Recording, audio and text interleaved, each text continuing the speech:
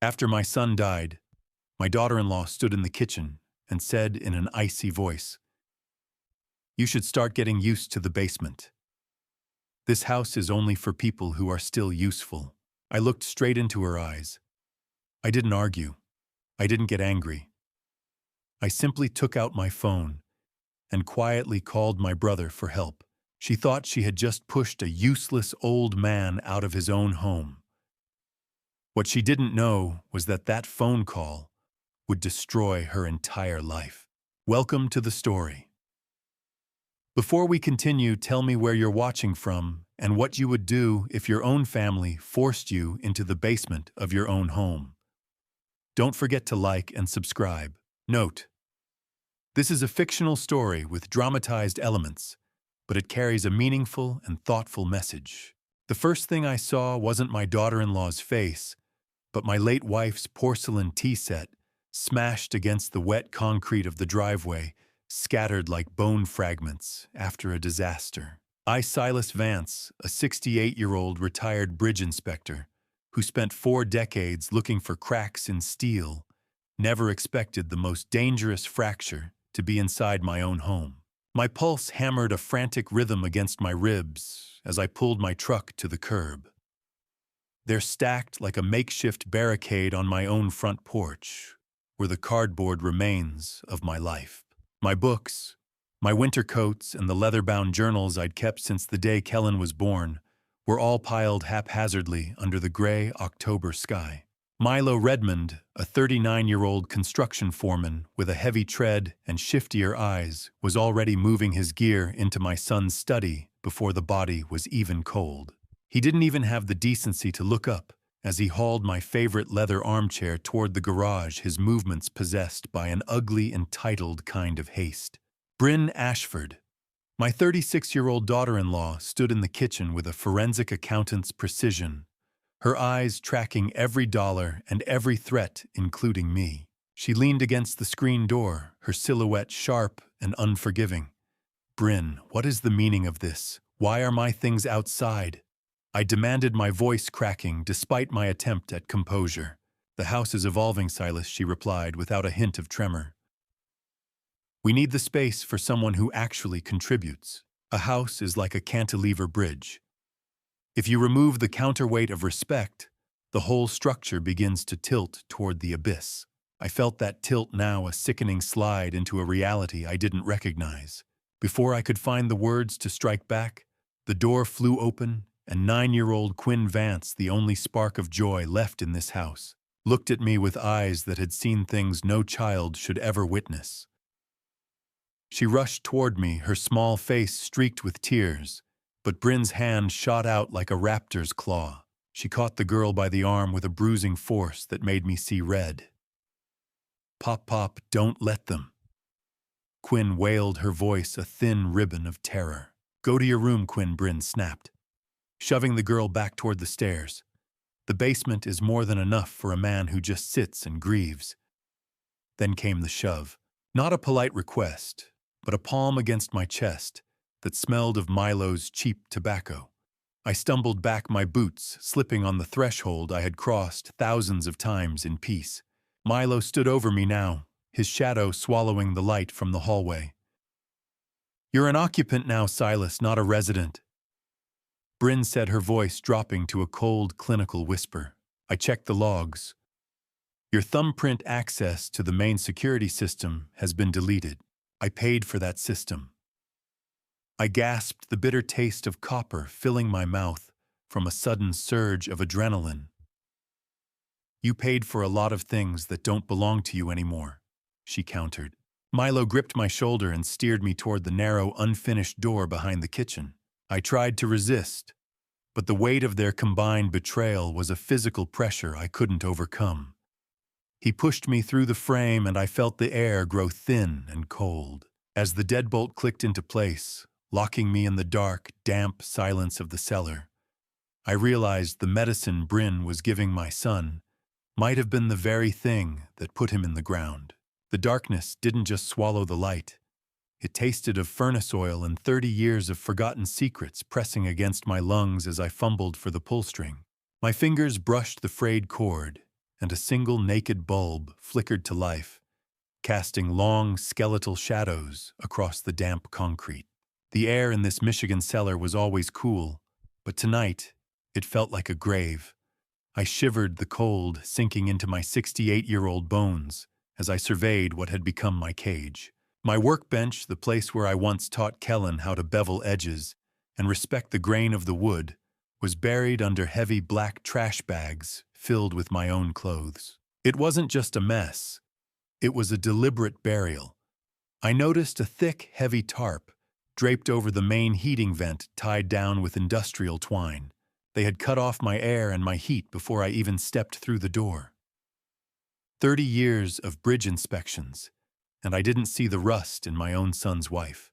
I stood there surrounded by the smell of metallic dust and old blueprints, realizing that the clutter Brin had been complaining about for months wasn't about the space at all. She had been asking about my files, tracking my movements, and marking the location of my document box with the predatory patience of a wolf. I moved toward the back corner, my boots crunching on grit. A mouse scurried over a pile of rolled schematics, its tiny claws scratching like a ghost in the silence. I reached behind a stack of structural reports for the small metal safe that held the anchors of my life. My hand met jagged cold air instead of smooth steel. I pulled the box into the dim light, and my heart stopped.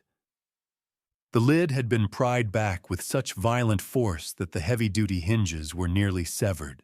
The prying tool marks left deep silver gashes in the metal, a physical scream of violation. Every essential document, my birth certificate, my social security card, and the deed to the Michigan property, had been vacuumed out.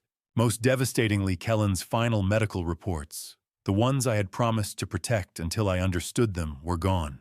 How many times had I stood on a suspension cable, trusting the math, while my own family was cutting the wires beneath my feet? I sank onto a plastic crate, the stale air filling my lungs like lead. The safe was cold, but the realization that my son's death was a payday for Brin felt like a hot iron against my throat. They weren't just taking my room or my furniture. They were erasing my legal existence.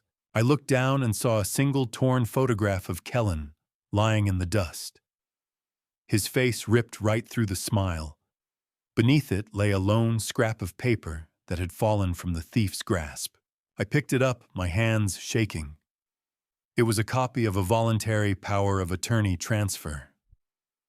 At the bottom, staring back at me in bold black ink, was my own signature. It was a perfect replica of my handwriting, a forgery so precise it made my skin crawl. Brin hadn't just stolen my past. She had used my own name to sign away my future.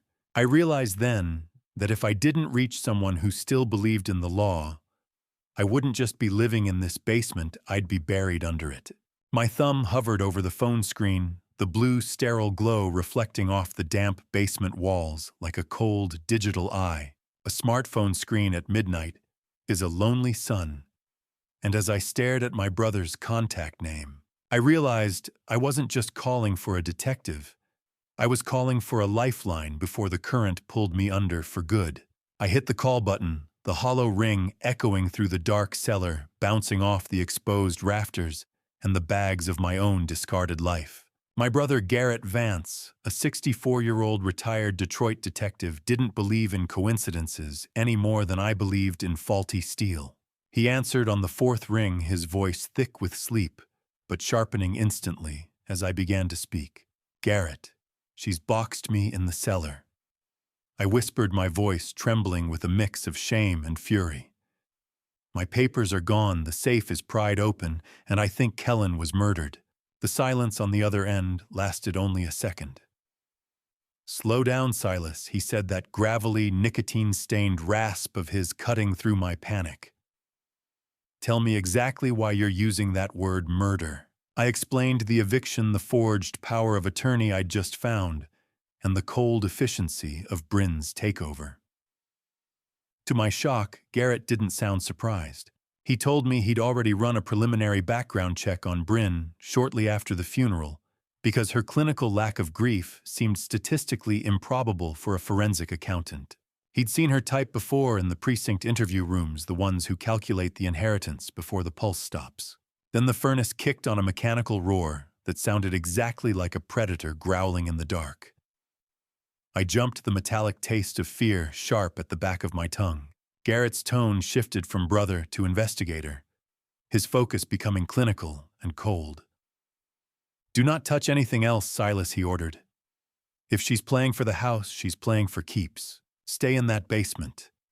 Don't confront her, and for God's sake, don't let Milo Redmond see you looking for more clues.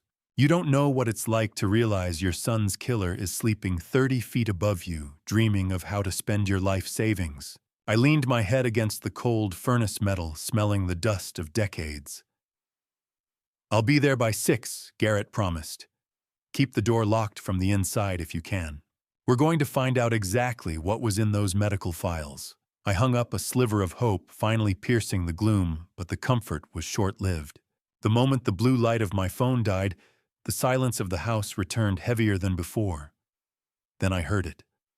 A muffled, rhythmic creak of floorboards directly above my head.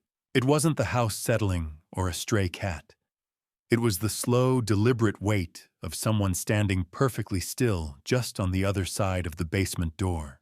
My heart hammered against my ribs as I realized the floorboards had been groaning under that weight for the duration of my call. Brin wasn't in bed.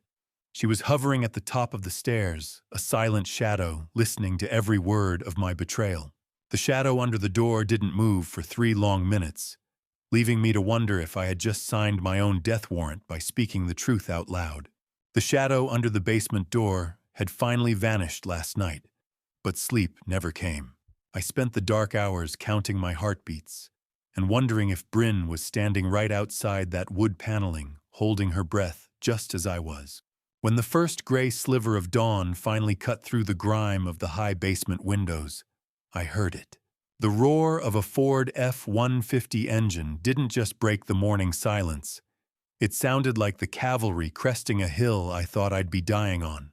I dragged my stiff, aching body toward the light, peering through the narrow glass as the heavy tires crunched over the Ann Arbor gravel. My brother's truck slid to a definitive halt, effectively pinning Milo's sedan into the driveway. Garrett stepped out, and even from this low angle his silhouette was unmistakable. He didn't just walk. He occupied space with the practiced gravity of a man who had spent 30 years in Detroit homicide. Milo Redmond emerged from the front door a moment later, still clutching a steaming mug of coffee, his face contorted into a mask of territorial irritation. He looked small compared to the steel and chrome of the truck. Garrett didn't wait for an invitation. He reached into the cab and pulled out a thick manila folder, tapping it against his thigh with a rhythmic, clinical patience. I watched Milo stiffen his shoulders, bunching under his designer fleece, as Garrett closed the distance. "This is private property, pal," Milo shouted, his voice thin in the biting chill of the 6A, Emsier's air. "Who the hell are you?" My brother stopped exactly 3 feet from him, a distance I knew he chose, because it was just outside of striking range but well within the zone of intimidation. "I'm the man who's going to make your morning very complicated if you don't step back," Garrett replied, his voice a low rumble that carried through the glass. Milo was trying to play the part of the alpha, but Garrett was a silverback who had already forgotten more about violence than Milo would ever learn. I saw Garrett flip open the folder, revealing the paperwork he must have stayed up all night drafting. "It's a notice of occupancy rights, Milo. I suggest you read the section regarding immediate family access to jointly owned property before you open your mouth again." The steam from Milo's coffee rose in frantic swirls as he shook his head, his knuckles whitening around the ceramic handle. "I don't care who you are." Milo spat, his construction site bravado leaking through the cracks of his composure. "Silas is moving out, and Brin wants no visitors. Get that junk heap off the driveway." Garrett didn't flinch.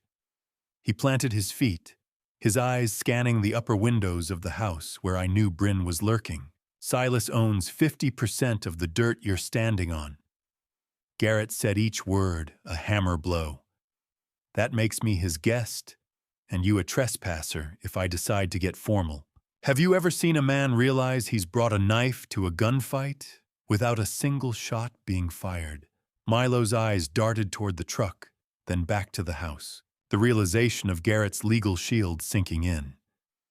"You can't just barge in here," Milo stammered, his voice rising an octave. "This is my room. This is our home now." The slip was subtle, but it hit me like a physical punch. He was already sleeping in Kellen's bed. Milo retreated toward the porch, his eyes darting toward the upstairs window where I knew Brin was watching, and I saw a flicker of something new in his expression. Not just anger, but genuine, frantic fear. The basement door didn't just open. It was thrown wide, flooding my dark corner with the first honest light I'd seen in days. My brother didn't hug me when he entered that damp cellar. He just looked at the concrete walls with the same hollow stare he used to use at Detroit crime scenes, and I knew right then that he wasn't here to comfort me. He was here to build a case. Garrett stepped over the threshold, his boots clicking with a metallic echo on the gritty floor. He didn't look at my unmade cot or the meager tray of cold food first. Instead, his eyes went to the perimeter. He moved toward the back wall where the old coal chute lived. He reached up his gloved fingers, tracing the seam of the heavy iron door. "Silas," he said, his voice like grinding stones. "This chute has been welded shut from the outside. There's a fresh bead of slag along the hinge." I felt a cold knot tighten in my stomach. It was meant to be my emergency exit, the one way out if the stairs ever became a gauntlet I couldn't run. Now it was just a sealed tomb. Garrett moved on, ignoring my stunned silence. He stopped by the furnace, sniffing the air like a hound. The smell of ozone and damp earth was thick, but there was something else underneath it, a sharp, acrid scent. "Silas, how long has that heavy tarp been over the ventilation intake?" I blinked, trying to clear the mental fog. "I don't know, Garrett. Brin said the furnace was leaking carbon monoxide, and it needed to be sealed for my safety." My brother didn't answer. He just pulled the tarp back, revealing an intake vent choked with a thick, sticky residue. Grief is like a structural fracture. It doesn't just hurt, it hides the other rot eating away at the beams until the whole bridge gives way. I had spent my life inspecting the integrity of steel and concrete, yet I had missed the crumbling of my own sanctuary. I watched him kneel by a loose floorboard near the water main. He pried it up with a pocket tool, revealing a small cache of empty, unmarked plastic bottles and a pair of heavy-duty construction gloves. "These aren't mine," I whispered. He didn't look up. He was busy rubbing his thumb against the water pipes. "See this rust, Silas? It's not oxidation. It's a sticky residue from an aerosol spray. This isn't just a dirty basement, Silas. It's a laboratory of slow-motion homicide." The words hit me with the weight of a falling girder. They were planning to wait for me to get sick, weren't they? I asked, the professional shame of my own blindness burning in my chest. Garrett stopped cold. He reached into the rafters above my head and pulled out a black plastic box that blinked with a tiny, malevolent red eye, a baby monitor. He held it up, the LED mocking me with its steady pulse. "She's been listening to every breath, every cough, every word we just said." I looked around the room, the mocking drip of a leaky pipe suddenly sounding like a countdown. My gaze fell on my only water jug sitting on the workbench. Garrett stepped toward it, his face hardening. He didn't just find a bug. He found a line of blue crystalline residue on the lip of my only water jug, the exact same shade as the construction-grade antifreeze Milo used on his sites. Have you ever seen a bridge collapse from the inside, where every bolt looks fine, but the steel has been turned to brittle glass by a poison no one bothered to test? For Garrett sat on the edge of the workbench, the blue-stained water jug between us like a ticking bomb. He didn't touch it. He just stared at the crystalline dust clinging to the plastic lip under the harsh beam of his flashlight. I looked at that jug and felt a phantom ache in my lower back, a dull throb near my kidneys that I had dismissed as the result of sleeping on a basement cot. My brother's voice was cold and clinical, the the sound he used when he was processing a crime scene. Silas, he said, his eyes never leaving the blue dust. This residue is a much higher concentration than what they would have used to keep someone chronically ill. Whoever is doing this isn't trying to slow walk you anymore. They're in a hurry to finish the job. I leaned back against the cold concrete wall, the mechanical hum of the house furnace vibrating through my spine. I started telling him about Kellen's final weeks, mapping out the decline I had been too blinded by grief to understand. He told me the water tasted like syrup. Garrett. I thought it was just his blood sugar playing tricks because of his type 1 diabetes. He was always thirsty, always nauseous, and his breath, it smelled sickly sweet like overripe fruit. I thought it was diabetic ketoacidosis. The doctor said the same thing. Garrett's jaw tightened. It wasn't his blood sugar, Silas. It was the ethylene glycol. It's sweet, odorless, and perfectly lethal. Calcium oxalate crystals. Imagine thousands of microscopic glass needles shredding your kidneys from the inside out. That's why it looked like diabetic organ failure. The toxicology screen doesn't catch it unless they look for it specifically. She knew exactly what she was doing. She didn't just kill my son. She used his own body to hide the evidence.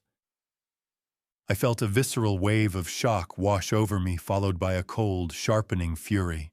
Every time Brin had smoothed Kellen's hair or wiped his brow, she was watching the poison work. She was an architect of shadows, building a house where every board was soaked in rot and every nail was a needle. Garrett explained that construction-grade antifreeze, the kind Milo keeps in bulk at his sites, is often tinted this specific shade of blue. It was the perfect crime because it mimicked the natural progression of the disease Kellen already had. My mind raced back to the very end, to the small plastic cups Brin would bring into the room. I remembered the vitamin supplements she insisted on giving Kellen in his final days. She told me they were provided by Milo's construction contact as high-grade electrolytes to keep him hydrated. I had even thanked her for being so diligent. I had thanked the woman who was pouring glass into my son's veins. I looked at my trembling hands and realized I had been drinking from that same jug for 3 days, and the medicine was already in my blood. The realization didn't make me panic. It made me still. I looked at Garrett, and for the first time since the funeral, the fog of my grief was gone, replaced by the hard, diamond-edged clarity of a man who has nothing left to lose but his life. The cellar door didn't just open. It groaned with a warning as a sliver of light from the kitchen spilled down the stairs, framing a small, trembling shadow that shouldn't have been there. I looked up from the blue-stained jug, my heart hammering against my ribs. Quinn Vance, my 9-year-old granddaughter, stood on the 4th step. She looked fragile in her mismatched pajamas, her wide eyes reflecting a kind of hyper-vigilance that no child should ever possess. She didn't look at Garrett, who had instinctively moved into the shadows of the rafters. She only looked at me, her lower lip quivering as the cold, damp air of the basement met the warm kitchen draft. Pop, pop. She whispered, her voice barely audible over the sound of her small, chattering teeth. Mommy told me not to tell, but the blue syrup smelled like the garage. I felt the bitter metallic taste of rising bile in my throat as I reached out to her. It's okay, Quinn. Come here. You're safe now. She descended the rest of the way, the smell of lavender laundry detergent on her pajamas, a cruel contrast to the scent of industrial solvents clinging to my concrete prison. She told me how she had watched Brin stirring that same blue syrup into my son's morning coffee for months. Mommy said it was special medicine to help Daddy's kidneys, Quinn said. But she made me taste a tiny drop once to prove it wasn't bad. It was sweet pop-pop, but it made my tongue feel fuzzy. I closed my eyes, a wave of protective fury washing over me. Brin hadn't just been poisoning Kellen. She had been grooming his daughter to be a silent witness, using a manipulative taste test to ensure the girl wouldn't report the chemical smell. How do you explain to a child that the person who tucked her in every night was the same person slowly snuffing out the life of the man she loved most? I pulled Quinn into a hug. feeling her small frame shake. "Tell me where Mommy keeps the medicine," I urged gently. She looked toward the stairs, her voice dropping to a breathy, conspiratorial tone. "It's behind the soap, hidden in the white bucket with the sticky lid under the kitchen sink. It's a square blue bottle with a bright orange cap." Garrett stepped forward, then his face a mask of clinical disgust. I knew that look. He recognized the description: industrial-grade ethylene glycol used for winterizing heavy machinery. The kitchen upstairs wasn't a place of nourishment anymore. It was the epicenter of a toxic spill that had flooded our entire lives. Quinn admitted she once saw Milo handing a fresh bottle to Brin in the driveway, confirming the rot went all the way to the core of their partnership. "She didn't just poison him," Silas Garrett muttered, his voice thick with a detective's cold rage.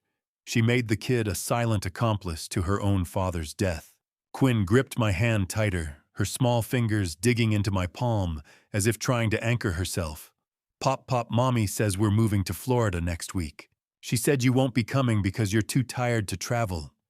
She says you need a long, long sleep." The air in the basement felt suddenly thin, as if the oxygen was being sucked out by the furnace hum. Quinn gripped my hand, her voice barely a breath. "Nup. Pop, Mommy says you're going to get the same medicine tomorrow morning to help you sleep."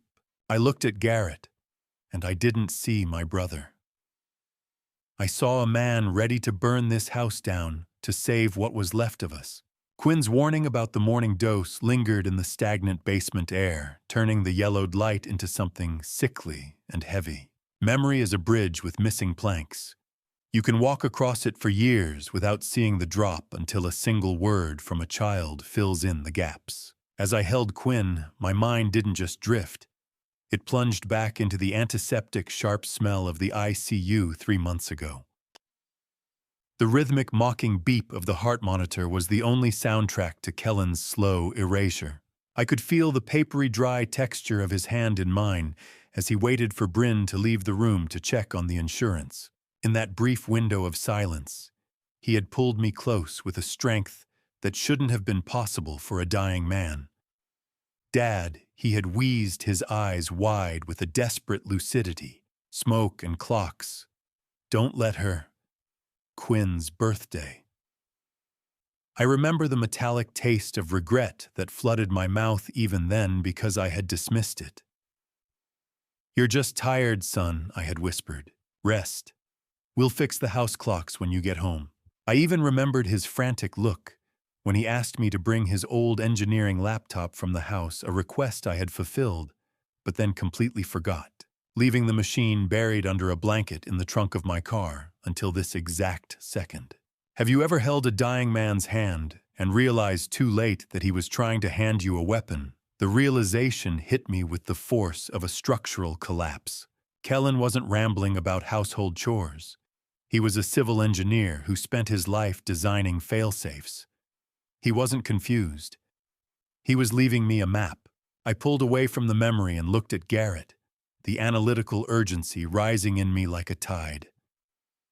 He wasn't rambling, Garrett. Smoke and clocks. He was talking about the house, the smoke detectors and the grandfather clock in the living room. They aren't just fixtures, they're vantage points. Kellen was a tech-obsessed engineer. He'd have known how to install pinhole lenses where no one would ever think to look. Then it hit me. May 15th. 05-15-05. The key to the kingdom. That's the code to his cloud server, Garrett. It's Quinn's birthday. He didn't just die. He built a trap for the woman who was killing him, and he gave me the combination in the only way he knew she wouldn't understand. An engineer to the end, Garrett muttered, his posture shifting from protective to predatory. He knew we'd need eyes where he couldn't be. I realized then that Brin had been standing right there in the ICU during that whisper. She had heard the same words I did, but she had interpreted them as the final broken static of a failing brain. She hadn't looked for the cameras because she thought her husband was already gone before his heart even stopped. She didn't know the recording was still running. I looked up at the basement ceiling, knowing that directly above us, Those tiny glass eyes were still recording every move Brin made, waiting for me to hit play. Waiting for a killer to leave her nest is a special kind of agony, like standing on a bridge you know is rigged with explosives while holding a stopwatch in your sweaty palm. We didn't need a search warrant. We needed a 3-hour window and a clear path to the grandfather clock. Garrett and I huddled in the corner of the basement, the smell of stale coffee and basement mold thick in the air as I relayed the house's floor plan with the precision of a blueprint. I pointed toward the ceiling, tracing the path for him. "We have 2 primary targets," I whispered. "The smoke detector in the foyer and the grandfather clock in the living room. That's where Kellen would have put the eyes." Garrett checked his watch, the tactical light of his digital display casting a sharp glow on his weathered face. He leaned in his voice, a low, steady rumble. "She leaves at 8 sharp for that meeting with the estate liquidator. We have until 11 before she even thinks about coming back. If the server is locked, we take the physical units. We don't leave without the truth." I watched him reach into his jacket and pull out a small device. "I've already disabled the exterior Wi-Fi bridge to the security company," he noted. "It ensures that Brin won't receive any motion alerts on her phone while we're moving around upstairs. She'll think the system is just glitching again." The sun began to bleed through the basement grime, illuminating the frost on the window pane and signaling the start of the most dangerous day of my life. A civil engineer builds to withstand the wind, but a retired bridge inspector knows that sometimes the collapse starts from a single quiet vibration. We sat in silence, listening to the house wake up. The sharp, rhythmic click of Brin's heels began to march across the hardwood above our heads, the sound of a predator preparing for her day. I moved to the narrow window, peering out as the driveway gravel crunched. Milo Redmond was already there, helping Brin load several of Eleanor's antique Wedgwood vases into the trunk of their car. "There goes the last of the family history," I muttered, watching them strip the house bare. "Let her," Garrett said, standing up and adjusting his stance. "Every vase she steals is another nail in her coffin once we get that footage." Click. The car door shut. The countdown to the truth began now. I held the cold, heavy weight of my stopwatch, my thumb hovering over the start button. I watched as Brin walked around to the driver's side. As she pulled away, I caught a glint of silver against her black sweater. She was wearing Kellen's Michigan-class ring on a chain around her neck. It wasn't a memento of love. It was a trophy from the man she had systematically erased.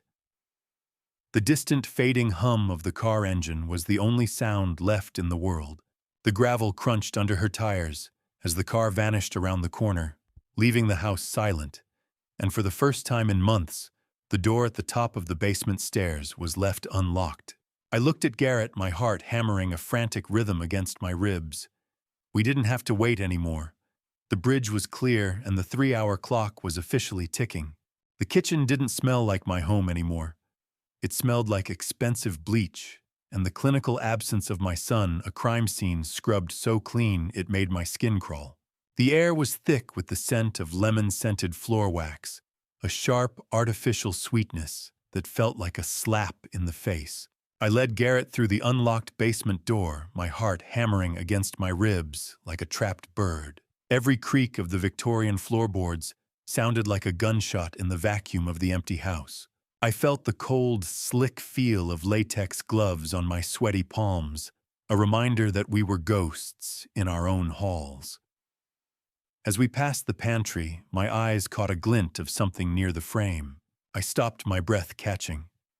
A single strand of blonde hair was taped across the pantry door, almost invisible. Brin had set physical traps. She wasn't just relying on my grief to keep me in the basement. She had designed a system to know if I ever dared to cross the threshold. "Keep your gloves on."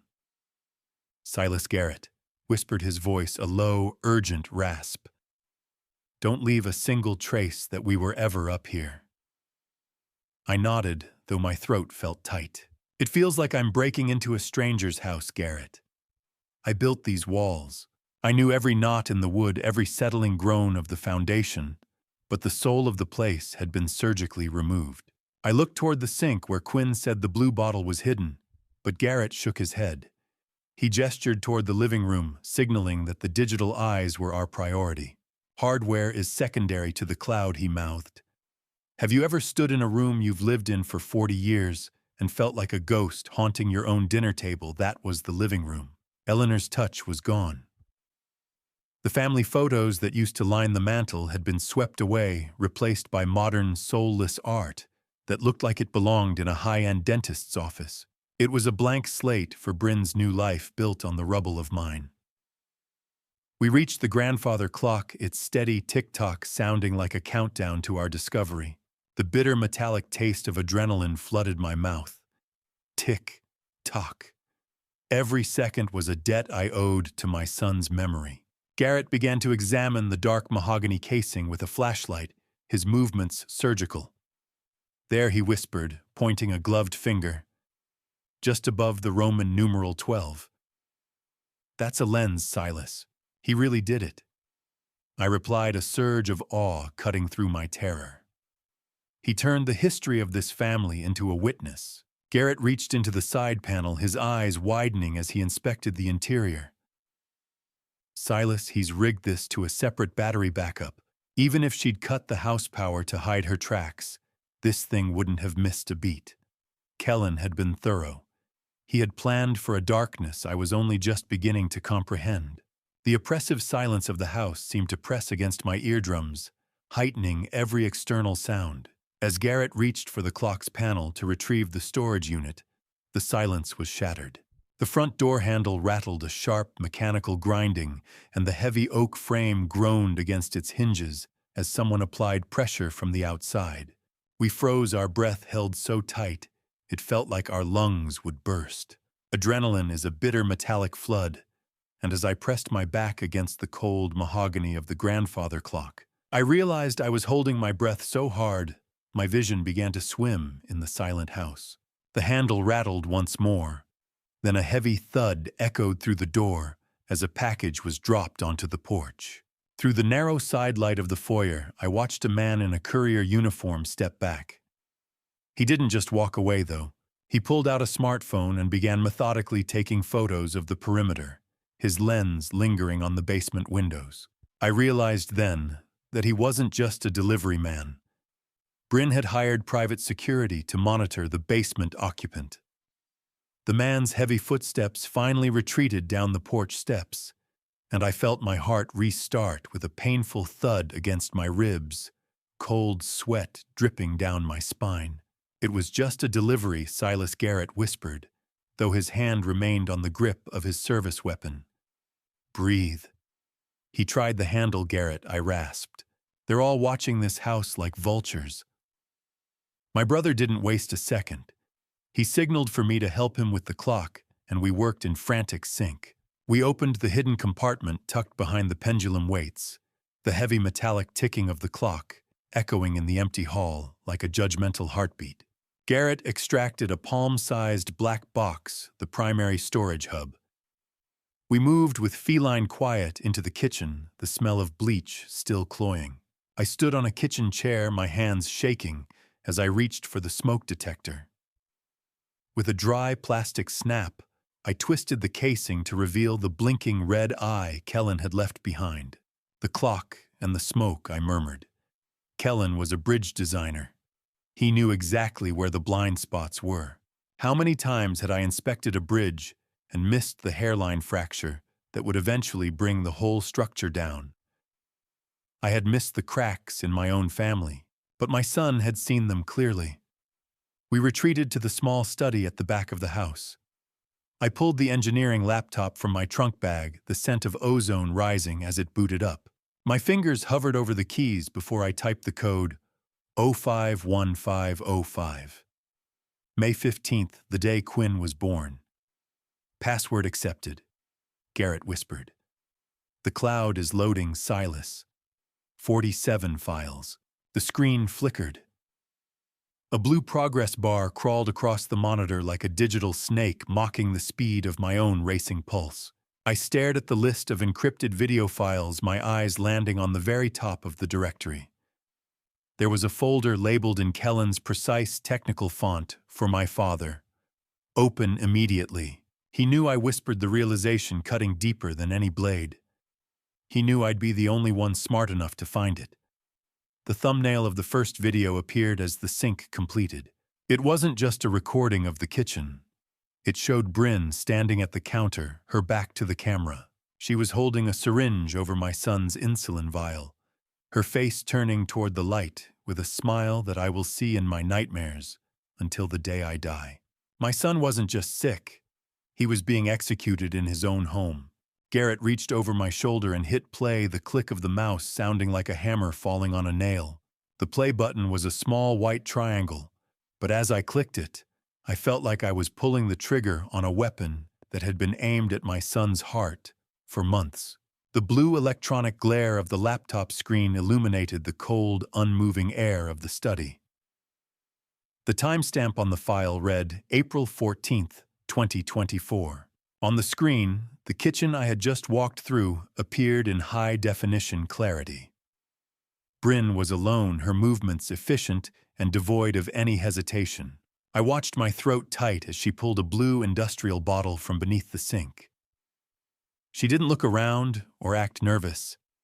She had the cold, analytical focus of a predator checking its traps. She used a precise measuring dropper to draw out the ethylene glycol, the liquid glowing a faint, malevolent blue in the morning light. She added it to Kellen's favorite ceramic mug, stirring it with a silver spoon until the tint vanished into the dark roast coffee. Even more chilling was her attention to detail. She picked up a bottle of sugar-free creamer, checking the calorie count on the label before adding it to the mug, ensuring the extra sweetness of the antifreeze wouldn't cause a blood sugar spike that might alert his glucose monitor. "Look at her hands," Silas Garrett whispered. "Not a single tremor. She's done this before." I could only stare at her mouth. "She's humming," I rasped, the bitter, dry taste of hatred filling my mouth. "My son is dying in the next room, and she's humming a lullaby to herself." Watching that video was like inspecting a bridge as it crumbled in slow motion, seeing every rivet pop and every beam buckle while the architect stood by and smiled. Kellen entered the frame then. His digital voice sounded tinny but was so full of life, it felt like a ghost had walked into the study. He looked healthy but tired, leaning against the counter and rubbing his eyes. He thanked her for taking such good care of him while he struggled with his engineering project deadlines. He took a long, appreciative sip from the world's best dad mug. I saw the exact moment the poison entered his system, a death sentence delivered with a gentle, supportive smile. She kissed him. The woman who just poured liquid death into his cup kissed him like he was the only man in the world. As she pulled away, she looked directly toward the Roman numeral 12 on the grandfather clock. She didn't know the lens was there, but she was looking for a witness to her own perfection. 47 files, Silas Garrett said, his grip tightening on my shoulder. "We're not just watching a murder, we're watching an autopsy in reverse." I leaned closer to the screen, my eyes catching a glint in the background. In the polished reflection of the microwave door, I saw a second figure. Milo Redmond was standing in the mudroom, leaning against the doorframe and watching the entire execution with his arms crossed. He wasn't just a bystander. He was the foreman on this job. I didn't need to see the other 46 files to know the truth. But then Garrett pointed to the next thumbnail. It was time-stamped just 3 days ago, and it showed Brin standing at the basement entrance with that same blue bottle in her hand, looking down toward where I slept. We didn't breathe. We just clicked the next file, descending further into the mechanical heart of Brin's betrayal. There is a specific kind of evil that doesn't just want you dead, but wants you to spend your final hours believing you've lost your sanity. And I watched it unfold in high definition on my son's laptop. I bypassed the recent thumbnails of myself in the basement and clicked a file from May 2024. The camera in the kitchen captured Brin alone at the counter with Kellen's insulin kit. The sterile click of the syringe was haunting in the cold, unmoving air of the study. With a steady hand, she drew the life-saving medicine out of the vial and replaced it with clear saline. I realized then that the saline she used wasn't just salt water. She'd added a low-grade irritant to the mix. It was a calculated move to ensure Kellen felt a sharp sting when injecting, making him believe the medicine was real and potent. She was meticulous, checking the light through the glass to ensure no air bubbles betrayed the swap. She's not just poisoning him with the blue syrup. I rasped the metallic taste of a suppressed scream coating my throat. She's taking away his shield. Garrett nodded grimly, his face illuminated by the blue glare of the monitor. Celine. It does nothing to stop the blood sugar spike, Silas. She's letting his own body eat itself while she watches. The footage jumped forward an hour. Kellen entered the frame looking frantic and gray. He was checking his continuous glucose monitor, which was emitting a faint, desperate alarm. I watched my son, a brilliant engineer who had designed bridges and systems of complex logic, start to panic as the blue glare of the monitor showed a reading over 400. How do you fight an enemy who has convinced you that you are your own greatest threat? He was gasping, his ragged, panicked breathing filling the room as he showed the device to Brin. I took it, Brin. I know I took it. Why is this happening to me? Brin stroked his arm, her voice a soothing poison, as she told him he must have forgotten to take his dose. She suggested his confusion was getting worse, a symptom of the very diabetes she was weaponizing. I watch my son start to weep, truly sob, because he thinks his brain is failing him before his 39th birthday. She smiled, while he sat there sobbing, convinced he was losing his mind. She looked at the grandfather clock and smiled. It was the same look I'd seen on her face in the previous video, a predator acknowledging her own masterpiece. After Kellen stumbled out of the kitchen to lay down, Brin remained. She picked up his phone, her thumb moving with practiced ease across the screen. I watched as she deleted the low insulin alerts from his medical app, erasing the digital trail of his struggle before he could even think to show a doctor. I realized then that the smoke and clocks weren't just for her. Kellen was recording his own descent, because even as his mind was being broken, his engineer's soul knew the math didn't add up. He knew something was wrong with the system, and he'd turned his entire house into a diagnostic tool to find the failure point. The realization of how Brin broke Kellen's mind before his body failed hit me like a physical weight settling deep in my bones. The next 3 files were a blur of gray skin and sunken eyes, a time-lapse of a man being hollowed out from the inside. Watching your only child wither and fast forward is a torture. No engineer's logic can fix a time-lapse of a bridge losing its supports until the center span just vanishes. I scrubbed through the files from late May to early June, watching the vibrant 38-year-old man I raised disappear in grainy, low-light flickers. On screen, Kellen's skin turned the color of damp ash. His hands began to shake so violently he could barely hold a pen, and his athletic frame shrank until his clothes hung off him like rags on a scarecrow. In one particularly gut-wrenching clip, Kellen lost his footing and collapsed near the kitchen island. I watched with a mounting nauseous dread as Brin entered the frame. She didn't offer a hand. She didn't even pause. She casually stepped over my son's prone body to reach the wine fridge, selecting a bottle with the detached calm of a woman browsing a library. Garrett leaned in, pointing at the screen. Look at the neurological tics, Silas. The twitching eyes, the slurred speech. That slurred mumble isn't diabetic shock. It's the ethylene glycol finally reaching the brain. Stop it, Garrett, I whispered, the cold, dead weight of the mouse heavy in my hand. I can't watch him crawl across his own kitchen floor anymore. Look at the date, Silas, he countered, his voice like iron. This was 2 days before he was admitted. She was watching him die while she made shopping lists. 82 pounds. That was the weight loss recorded in his medical file. Seeing it in person was like watching a ghost try to inhabit a living man. I felt the old engineering laptop overheating against my legs, the smell of hot plastic and dust mingling with my own cold sweat. Then we found the final healthy footage. It was early June, and for a brief flickering moment of clarity, Kellen looked directly into the smoke detector camera. He didn't speak. Perhaps he knew the audio was too risky, but he held up his engineering notepad to the lens for 3 long seconds. It was a frantic, scribbled list of calculations, a geometric proof that his insulin-to-carb ratio made no mathematical sense. Even as his organs were failing, my son was leave-taking with the only language he trusted, mathematics. He knew. Look at his eyes, Garrett. He was saying goodbye to me through a pinhole lens. He wasn't just a victim, Silas. He was the lead investigator on his own murder. If you think you know the limits of human cruelty, you haven't seen a woman fix her hair in a reflection while her husband dies at her feet. In a sickening coda to the clip, Brin tilted her head, adjusted her blonde waves, and snapped a smiling selfie with the struggling Kellen blurred in the background. She was documenting the harvest. I closed the video player, my hands vibrating with a rage so cold it felt like ice in my veins. I wanted to scream, but the silence of the house was too heavy. Then Garrett's fingers danced across the trackpad, finding a hidden partition.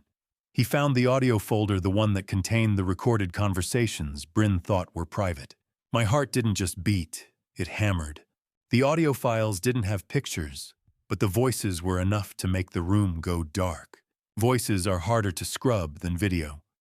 They carry the vibration of a soul's rot, and as the first recording hissed to life, I realized I was about to hear my own death warrant discussed with the casualness of a grocery list.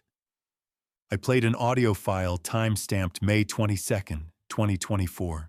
Through the low hiss and crackle, the voices of Brin and Milo emerged sharp and clear. They were in the living room, probably sitting in the very chairs I had picked out with Eleanor. Brin's tone was businesslike as she discussed the timeline for the transition. She spoke about Kellen's life insurance policy and the equity in this house as their Florida retirement fund. The payout should be double if the secondary policy clears, she said. Kellen's heart was always a known risk, remember. Milo let out a low, guttural, wet laugh that made the ice-cold sweat prickle on my neck. Florida's going to suit us, Brin. No more snow, no more pretending to like the old man. I stared at the screen where a folder of Tampa real estate brochures sat open, realized they had been intercepting my mail for months. They had even hidden a letter from the insurance company questioning the natural cause of my son's death, a lifeline I never knew existed. Have you ever heard someone laugh at the thought of your lungs failing while they sit in your favorite armchair? The recording from late September was even worse. Brin's voice had turned clinical, describing my supposed confusion and declining health to her partner. She was laying the groundwork to move me to a state-run facility, a place she noted where accidents happen frequently to the elderly. Silas is a bridge inspector, she said. He's used to looking for cracks. We can't let him find the ones we made. Milo didn't hesitate. Don't worry, he replied. By the time he realizes the water tastes sweet, he'll be too weak to scream. One more diabetic-looking tragedy in the family won't raise eyebrows if the first one passed as natural. Sweet. They said the poison was sweet. That was the last thing my son ever tasted. I felt the metallic, dry taste of terror in the back of my throat, but it was quickly replaced by a protective rage. The audio continued with Milo bragging about how he had purposely sabotaged the basement ventilation months ago. He wanted to ensure I would inhale industrial fumes, weakening my lungs, and making the eventual respiratory failure from the ethylene glycol look like a pre-existing condition. He spoke of my breathing like it was a technical flaw in a construction project. I didn't need to hear any more. The rot was absolute, but the paper trail was just beginning. My hand shook as I clicked on a final non-audio file at the bottom of the list. It was a scanned document titled Final Will of Silas Vance. As I opened it, the room seemed to tilt. There at the bottom of a page that left everything, the house, the savings, and the full custody of Quinn to Brin Ashford, was my own signature. It was a perfect forgery, a legal cage built to trap my granddaughter long after I was gone. The realization that they weren't just killing me, but stealing Quinn's future, made my vision go white with a fury that finally surpassed my fear. I didn't need to hear anymore. The rot was absolute, but the paper trail was just beginning. Seeing your own name typed into a search bar, followed by symptoms of early-onset dementia and how to force a psychiatric hold, is like watching someone measure you for a coffin while you're still breathing. I leaned over Garrett's shoulder as he scrolled through Brin's browser history. It was a clinical map of my scheduled destruction. She had been researching Michigan's involuntary commitment laws with the same cold intensity she used for the poisoning. I watched the cursor hover over a hidden folder on the cloud drive titled Doris. Inside, we found the wire transfer receipts stark. Digital evidence that my daughter-in-law was funneling the $240,000 she'd borrowed from me directly to her mother's account in Tampa, while Kellen was still gasping for air in the hospital. She's building a cage of words, Garrett. I whispered, my voice thick with righteous indignation. She's telling the world I'm a danger to myself and my memory is gone. Garrett nodded, his fingers flying across the keys as he copied the entire drive to an encrypted USB stick that smelled faintly of fresh ozone. It's a standard predatory maneuver, Silas. She needs you declared incompetent so that forged will become gospel. If you're a madman, your signature on that new will is just a symptom, and your protests are just delusions. I stared at a draft email she'd written to a local psychiatrist. In it, she described my erratic behavior and violent outbursts, complete fabrications designed to strip me of my legal agency before the anti-freeze could finish its job. How many bridges have I seen fail because of a single hidden flaw that everyone assumed was just a surface scratch? This house was failing, and I was the flaw she was trying to sand away. Garrett finished the data retrieval at 10:45. We moved with the practiced silence of burglars, meticulously restoring the smoke detector and the grandfather clock panel. I made sure every screw was turned to its original tension, my eyes scanning the floor for any disturbed dust. Vroom. The mechanical whine of the garage door rumbled through the floorboards. The predator was back in the nest 15 minutes early. Go, Silas! Back to the cot! Garrett hissed, shoving the USB stick into his pocket. I'll hide behind the furnace. I slipped back down the basement stairs, the cold, damp darkness returning to greet me like an old friend. I engaged the internal bolt just as I heard the muffled sound of Brin's keys hitting the kitchen counter upstairs. I moved toward my workbench, my heart hammering a frantic rhythm against my ribs. Then I saw it. A fresh glass of water was waiting for me on the workbench, perfectly placed. I leaned in, and there it was, a faint, telltale blue ring around the bottom that wasn't there when I left. She had been busy while she was out. I sat on my cot and watched the dust motes dance in the light as the basement door handle rattled from the outside, wondering if Brin was coming down to offer me a glass of water or a final goodbye. The adrenaline was a sharp electric current under my skin, but I kept my face slack and my eyes dull. I had the truth in a plastic stick in my brother's pocket, and for the first time in months, I wasn't the one who should be afraid of what comes next. The walk to Jonathan's office felt like crossing a suspension bridge during a gale, but for once. I knew the structural math was on my side, and the anchor bolts of the law were finally being tightened. We had slipped out of the Victorian estate under the heavy shroud of a Michigan midnight, avoiding the sensors Milo had surely recalibrated. By the time the sun began to burn through the fog, we were standing outside the sanctuary of the law. Jonathan Reeves, my 70-year-old attorney, and a man who wore integrity like a bespoke suit, sat behind a mahogany desk that had seen more family secrets than a confessional. The room smelled of old parchment and expensive leather, a sharp contrast to the damp concrete of my basement prison. I reached into my pocket and pulled out the encrypted USB stick, placing it on the desk with a hand that finally felt steady. Jonathan, I'm not here for probate. I said, my voice low and gravelly from the bitter taste of day-old coffee. I'm here because my son was executed in his own kitchen, Jonathan's professional composure, usually as unyielding as a granite monument, visibly cracked. He had known Kellen since the boy was in diapers, and the sheer horror of my words left him breathless. He revealed that Kellen had actually visited this very office 2 weeks before his death to update his will, but he had left abruptly before signing. It was clear now that my son suspected Brin was monitoring his every legal move. "Silas, if what you're saying is on this drive, we aren't just looking at a lawsuit," Jonathan whispered. "We're looking at the gallows. Have you ever seen a man of the law realize that the scale of justice hasn't just been tipped, but completely dismantled by someone he once trusted?" That was Jonathan in the moment he heard the cold, metallic click of the USB stick entering the port. We sat in a silence broken only by the rhythmic, heavy ticking of the office clock, which seemed to mock the time we had already lost. He opened the first video file. The blue light reflected off Jonathan's glasses, illuminating a face that went from skepticism to a deathly waxen pale as the high-definition footage of the poisoning played. The monitor flickered. The poison flowed. The law finally woke up. Jonathan didn't even wait for the clip to end before he was white-knuckling the receiver of his desk phone.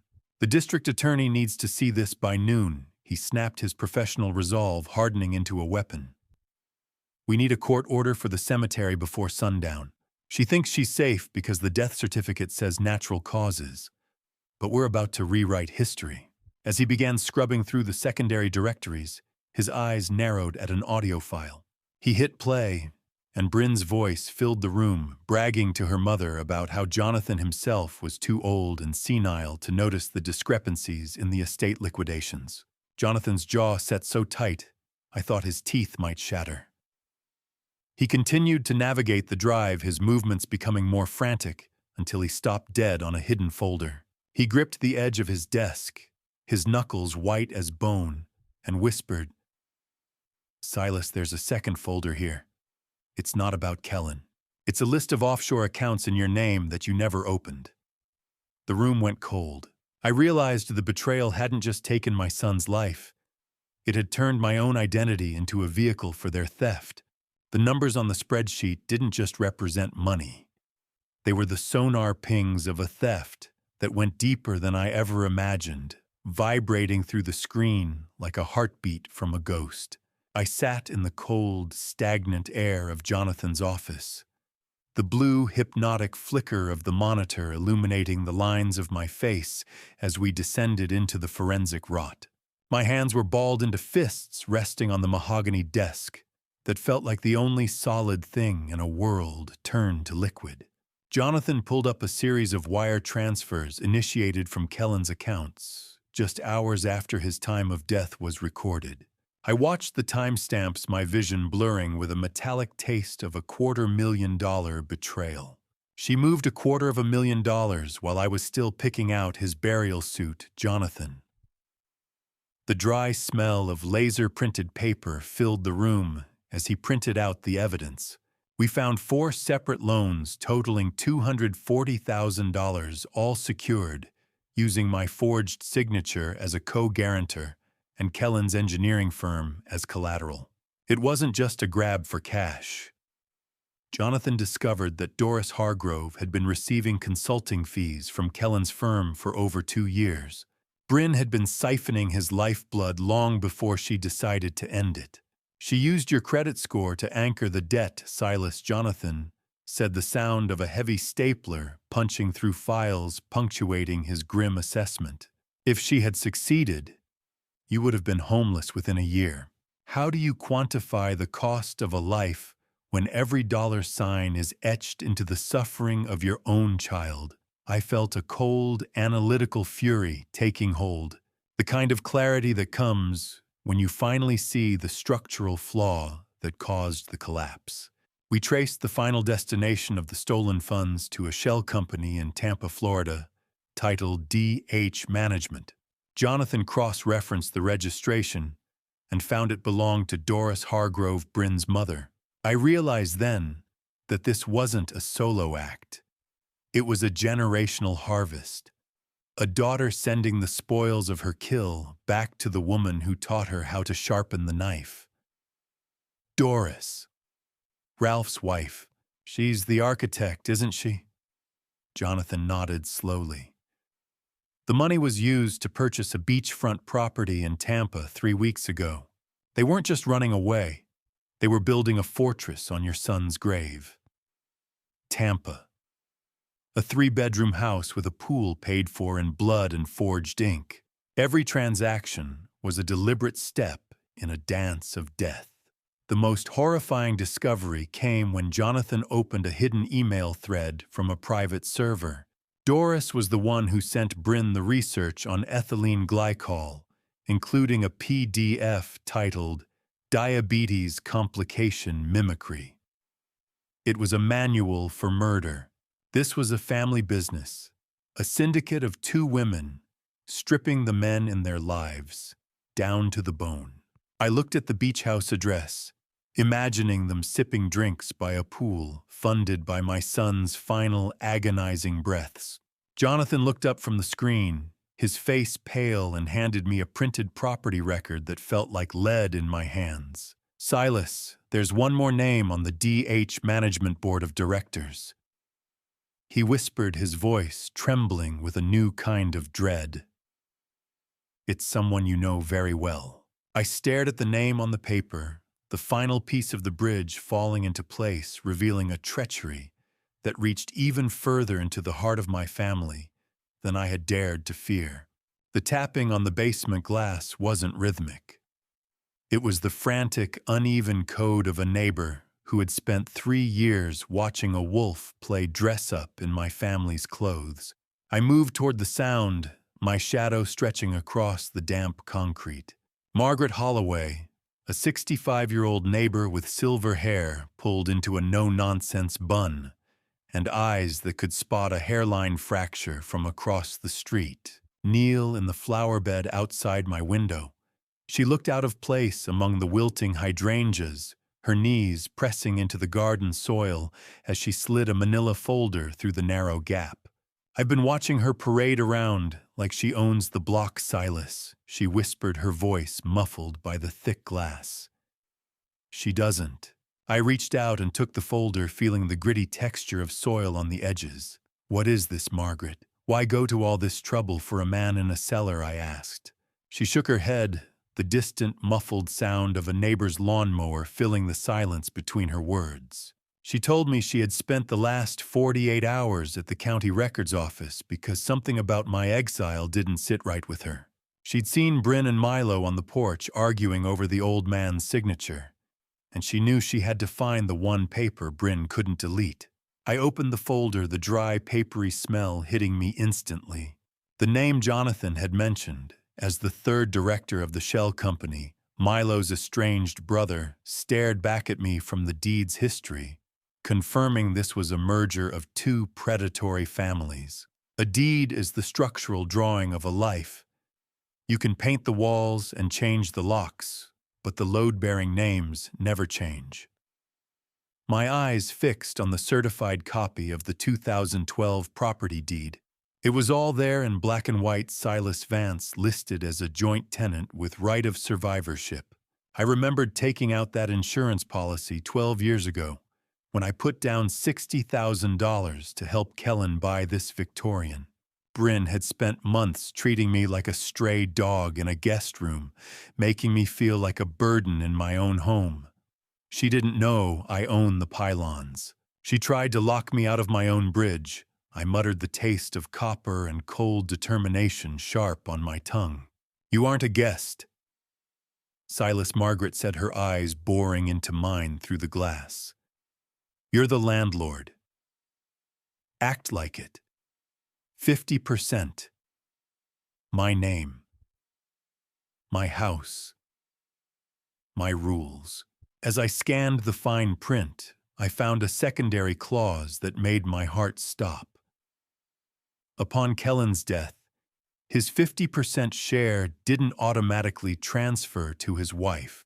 Instead, it reverted to a protective trust for Quinn, a trust that I was designated to manage until she reached adulthood.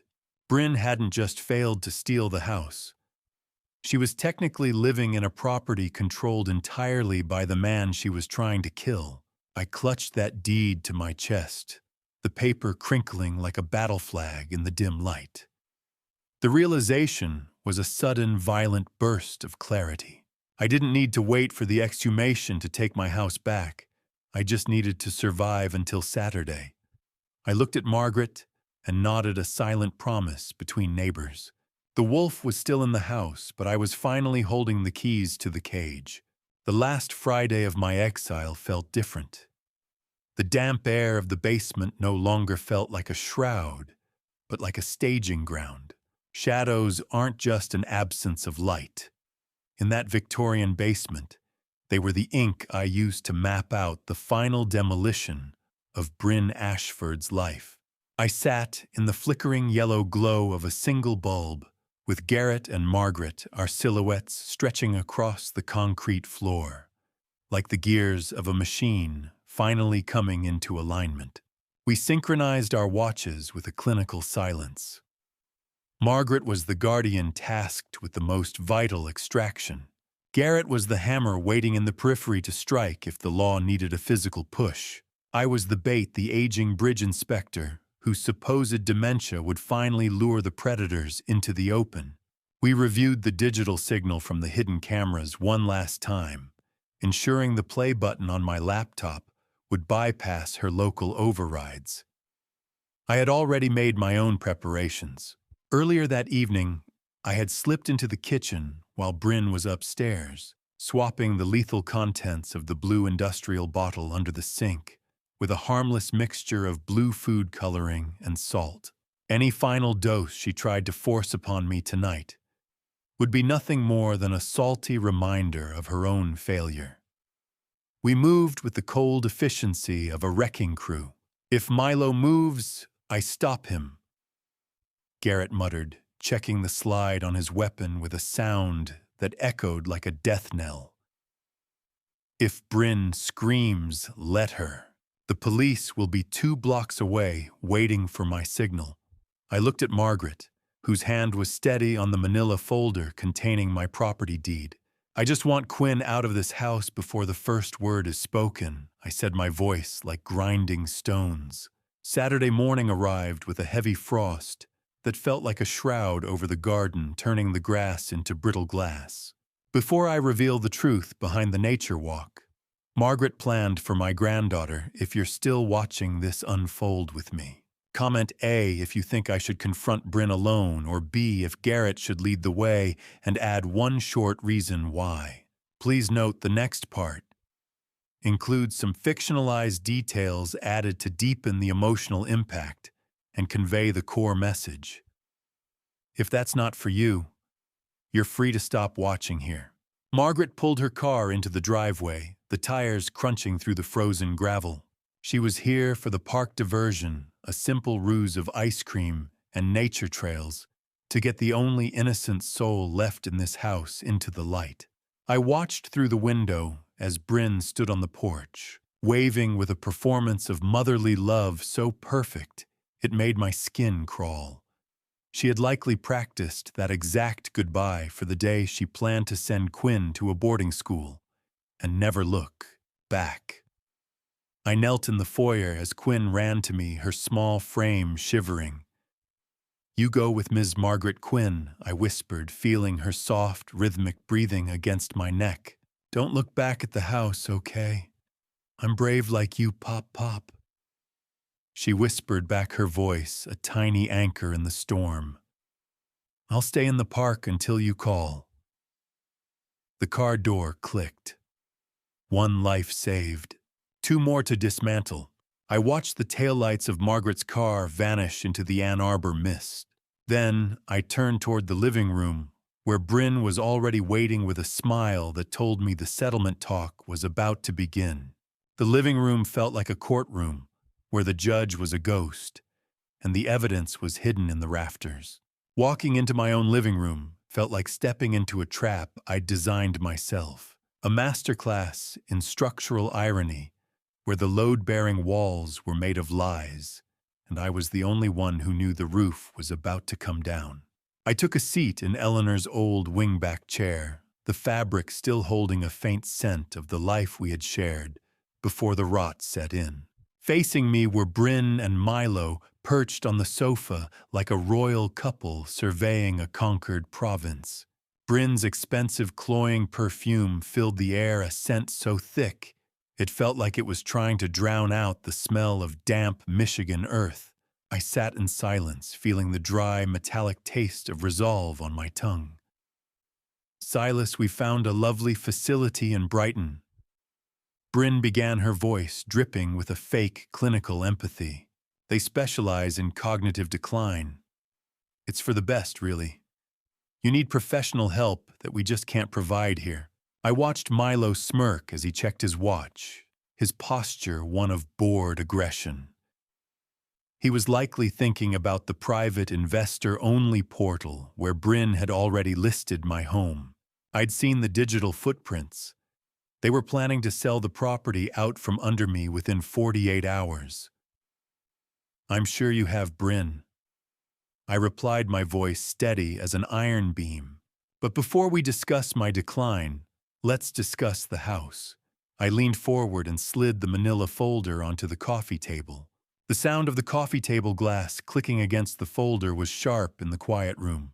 I watched her eyes scan the 2012 deed, then the forensic audit Jonathan had prepared regarding the $240,000 in fraudulent loans. I saw the flickers of shock, the rapid mental calculations before her face hardened into a mask of pure, unadulterated arrogance. Have you ever looked a monster in the eye and realized she wasn't afraid of the truth because she'd spent her whole life burying it? These are just business investments.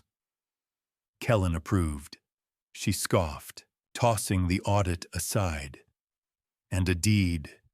You think a 12-year-old piece of paper protects you? I have the death certificate, Silas.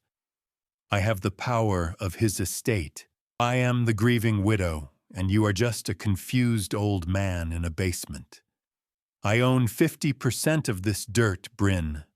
I said, my pulse slow and rhythmic. You're a trespasser in a dead man's house, she laughed. A cold, sharp sound that echoed off the family photos she hadn't managed to throw away yet. You have nothing, Silas. No one believes you. Milo stood up, then his cold, aggressive stance looming over my chair. He reached into his pocket, and I caught the glint of a small vial, a medical sedative. He was going to end this now, forcibly restrain me, and claim I'd had a violent mental episode. The hubris in the room was suffocating. Brin leaned forward, her eyes like two chips of ice, and whispered, "Nobody believes a confused old man, Silas. Especially not when the water he drinks is full of your son's favorite supplements. We've already made the arrangements. You're leaving today one way or another." I didn't flinch. I just looked at the grandfather clock behind her, knowing that the little glass eye was recording every word of her confession. I didn't flinch when Milo stepped into my personal space. I just reached for the zipper of the laptop bag, the sound of metal teeth parting like a final warning to the predators in my parlor. Brin's smug smile remained plastered on her face, a mask of cold porcelain that she thought was unbreakable. She truly believed I was a senile old man playing with a toy. But as I pulled the heavy engineering laptop out and set it on the coffee table, the atmosphere in the room shifted. I hit the space bar with a deliberate click that echoed in the sudden silence. The screen flickered to life, not with a screensaver or a spreadsheet, but with a crystal-clear video feed from the cloud server. The living room was suddenly filled with the high-definition image of Brin in the kitchen, her movements clinical and cold. On the screen, she was meticulously measuring the blue medicine into Kellen's morning coffee. Her expression one of bored indifference. "You wanted a settlement, Brin?" I asked, my voice vibrating with a quiet, lethal fury. "Here it is. My son recorded every dose you gave him. He knew what you were doing long before he left us. Brin's arrogance vanished instantly, replaced by a gray, waxen shock as she watched her own face on the screen, humming a light tune while she sealed my son's fate. She looked like a ghost, seeing its own corpse. Milo froze his hand, still buried in his pocket, clutching the sedative he intended for me, as he realized they weren't just being accused, they were being watched by the man they murdered. "Shut it off." Brin suddenly shrieked, her voice cracking like thin glass. "That is not real. It is a deep fake. You are a crazy old man, Silas. Have you ever watched the light of a soul go out not from death, but from the sudden crushing weight of an unavoidable truth? I watched it happen to her in real time." Her eyes darted around the room, searching for an exit that no longer existed. "This is a live stream," I added, leaning back, as the video continued to play their recorded conversations about the Florida Retirement Fund. "Every word you say right now is being broadcast directly to the district attorney's office." Milo tried to bolt for the hallway, his boots thumping against the hardwood, but he stopped dead. Garrett Vance, 42, a broad-shouldered Detroit homicide detective with eyes like flint, and my own stubborn jawline, stepped out from the dining room shadows. He held his service weapon with the steady hand of a man who had seen too much evil to let this one walk away.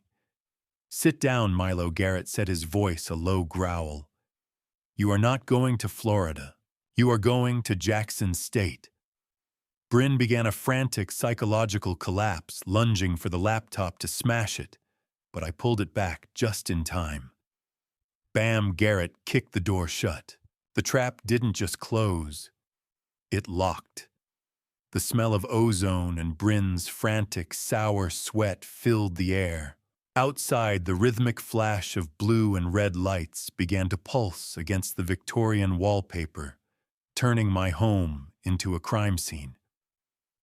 In her absolute panic, Brin turned and screamed at Milo. "Why didn't you use more on him? You should have used enough to stop him, like we did Kellen." She pointed a trembling finger at me, accidentally confessing to my attempted murder in front of a room full of witnesses. The front door burst open as the first officer shouted for everyone to put their hands up, and in that chaos I saw Brin reach for the glass of supplement water she had left on the table for me. Justice doesn't always sound like a gavel. Sometimes it's the sharp, rhythmic ratcheting of steel handcuffs closing over the wrists of the woman who tried to turn my family into a bank account. The sirens weren't a scream of tragedy anymore. They were the first notes of a long overdue peace. I watched breathless as Brin's fingers brushed the condensation on the glass of poisoned water she had prepared for me. Before she could bring it to her lips, Garrett moved with the fluid, explosive speed of the young man I used to know. He caught her wrist just inches from her face, his grip like a vice. "Not today, Brin!" He growled, his voice vibrating with a decade of law enforcement authority. "You don't get the easy way out." With a sharp kick, Garrett sent the glass flying. The blue-tinted liquid splattered across the Persian rug like an oil slick, a chemical stain that finally exposed the rot she had hidden beneath her polite smiles. Uniformed officers flooded the room, their heavy boots thumping against the floorboards as they secured the perimeter. As they forced Brin to her knees, an officer searched her jacket pocket and pulled out a small leather folder. Inside were 2 one-way plane tickets to Tampa dated for 8 o'clock that evening. She wasn't just planning to institutionalize me. She was planning to vanish the moment I was locked away. "Get your hands off me." Brin shrieked, her face shifting into a primal, snarling mask of hatred. "Silas is crazy. He's senile. Check the basement, he's probably got bodies down there." Her desperation was a foul thing to witness a cornered predator, realizing the cage was finally hers. I stood back against the mantel, my legs beginning to shake as the adrenaline finally started to break, leaving a bitter metallic taste in the back of my throat. A house is like a bridge. Once you remove the rot and the rust, the whole structure begins to breathe again, finding its balance in the wind. I could feel the house exhaling as Milo was pinned against the wall nearby. His bravado had evaporated into a silent, sweating terror. He looked at Garrett, then at the laptop still playing the loop of their betrayal, and he simply collapsed inward. I walked toward the front porch, needing the cold, bracing autumn air to hit my lungs.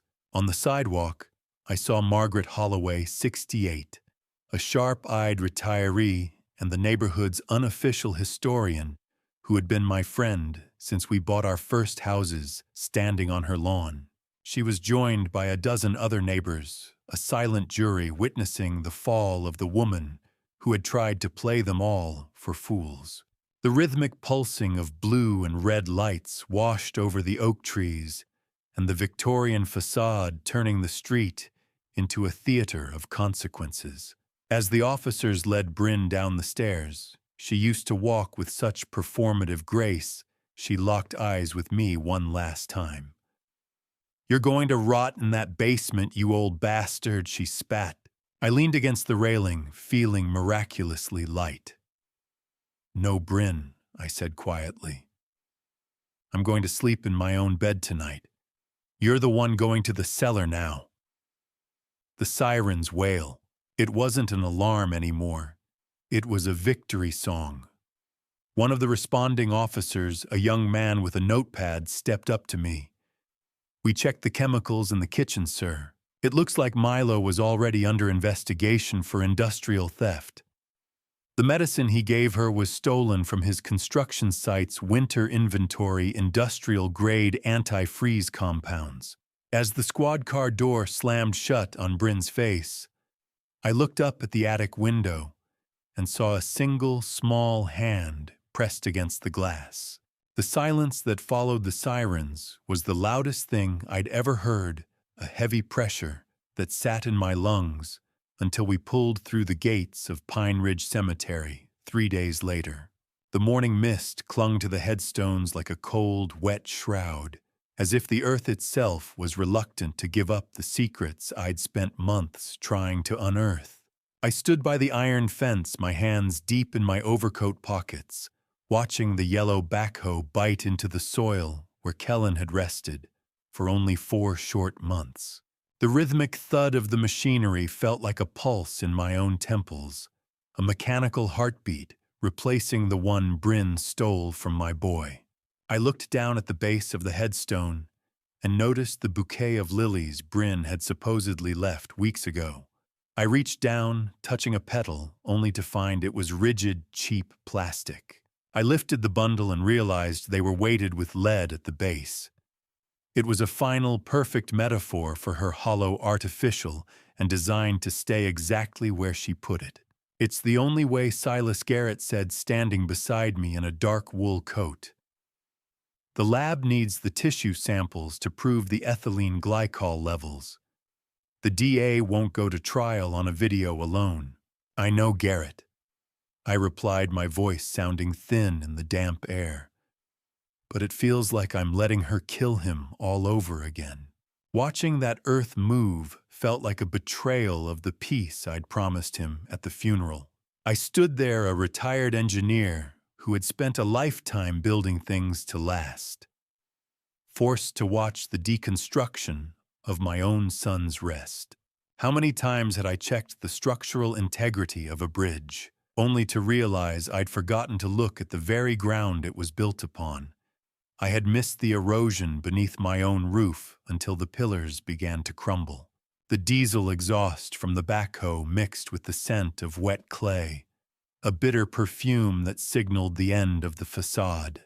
The workers finally reached the concrete vault, the sound of metal scraping stone making my teeth ache. The cable snapped taut. The earth groaned. The past was rising. As the crane began to lift the casket from the dark rectangular hole in the mist, I stepped forward. I pulled a single white lily from my pocket, its petals soft and velvet against my calloused thumb. This one was real. It was the same kind Eleanor used to plant in the garden Kellen loved so much as a boy. I waited until the box was level with the grass. Then I laid the flower on the lid. "I'm bringing you home soon, Kellen," I whispered. "Rest easy for just a little longer." "He's going to tell us everything now," Silas Garrett said, placing a steadying hand on my shoulder as the coroner's van backed up. But as the workers shifted the vault to the transport trolley, I saw something that made my blood run cold. Tucked under the lip of the vault's outer rim was a small waterproof black box with a blinking green light. It was a GPS tracker. I pointed it out to Garrett, who pulled it free with a gloved hand. Milo hadn't just been watching me. He had been monitoring the grave itself to see if anyone disturbed the evidence. I watched the van drive away with my son's remains, but my eyes stayed glued to the tracker in Garrett's hand, wondering who else had been watching this grave from the shadows. A confession in a concrete cell has a specific sound. It is the dry, rattling noise of a man realizing that loyalty is a luxury he can no longer afford while facing a life sentence.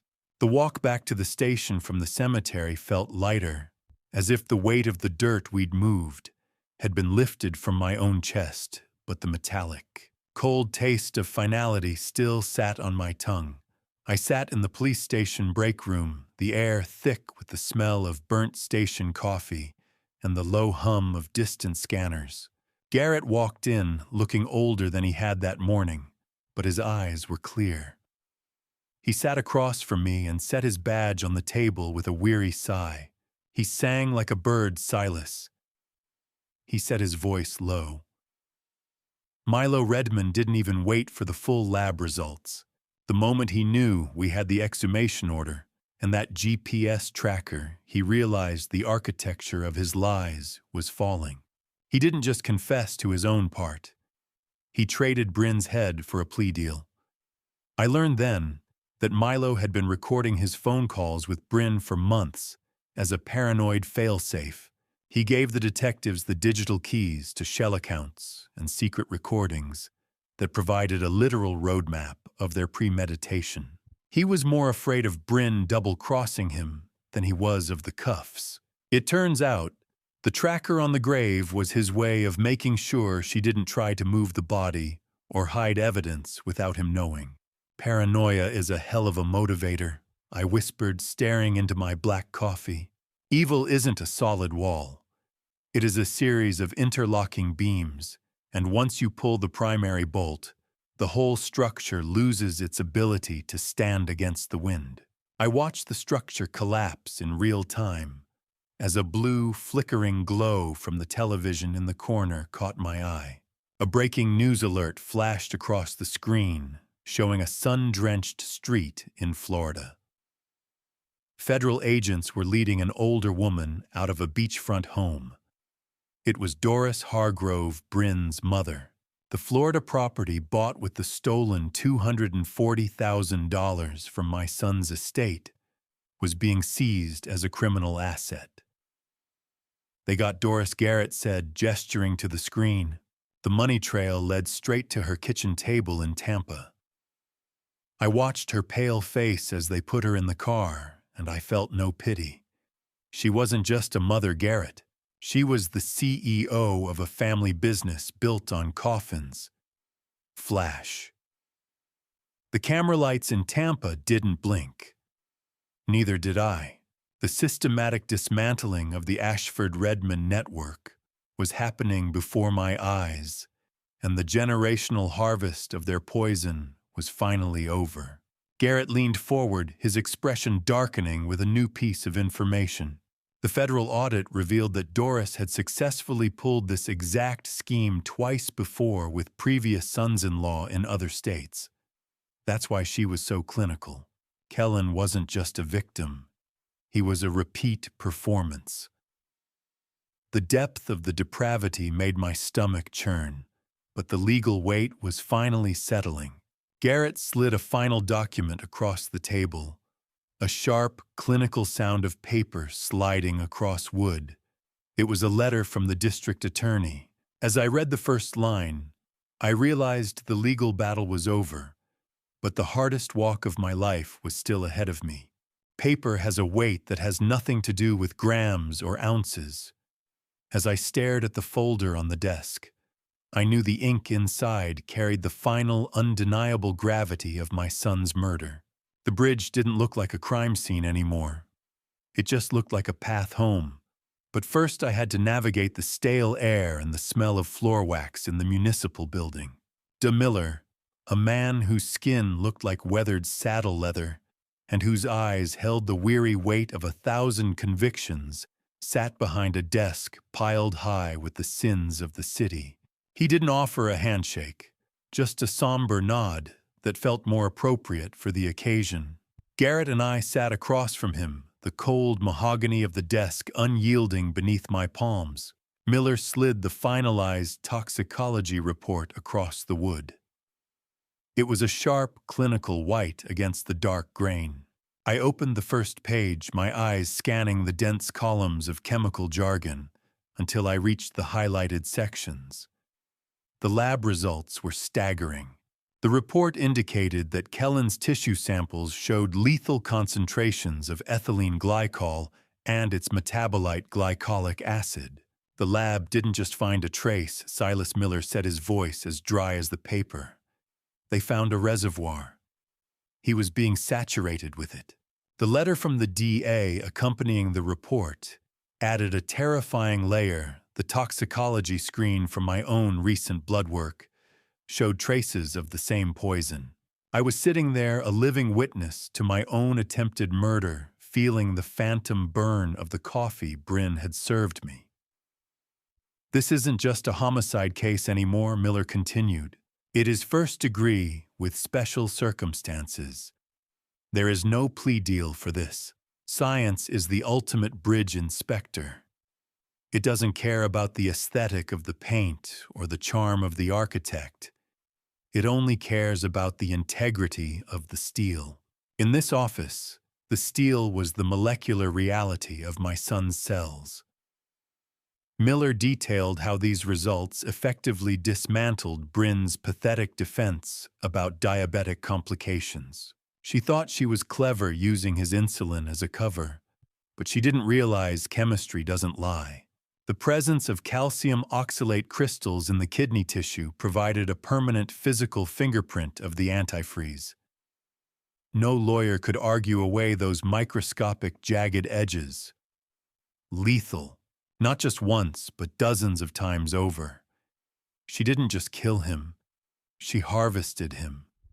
The realization made the metallic taste of lingering shock rise in my throat. I looked at Garrett, whose jaw was set in a hard line. "We have enough for a grand jury by Monday." Miller said, the sound of a heavy stapler punching through the report punctuating his words like a gavel. She is never seeing the sun as a free woman again. The scientific proof was cemented, locking her into a cage of her own making. The report also noted that the ethylene glycol had been mixed with a specific strawberry kiwi flavor enhancer found in the expensive protein shakes Brin drank every morning. It proved she was the only person with access to the delivery method. Miller closed the folder with a definitive snap, but then he looked at me with a soft, pitying expression.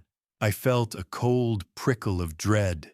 "There's one more thing, Silas," he said quietly, "about the insulin vials we recovered from the trash." My breath hitched in my chest as the silence in the room became absolute. The trial had been scheduled for mid-January 2026, 14 months after the October 2024 arrest, giving the prosecution ample time to build an ironclad case against Brin Ashford. The walk back to the bridge felt like the final inspection of a lifetime. But that bridge began here in the cold, stagnant air of the county courthouse.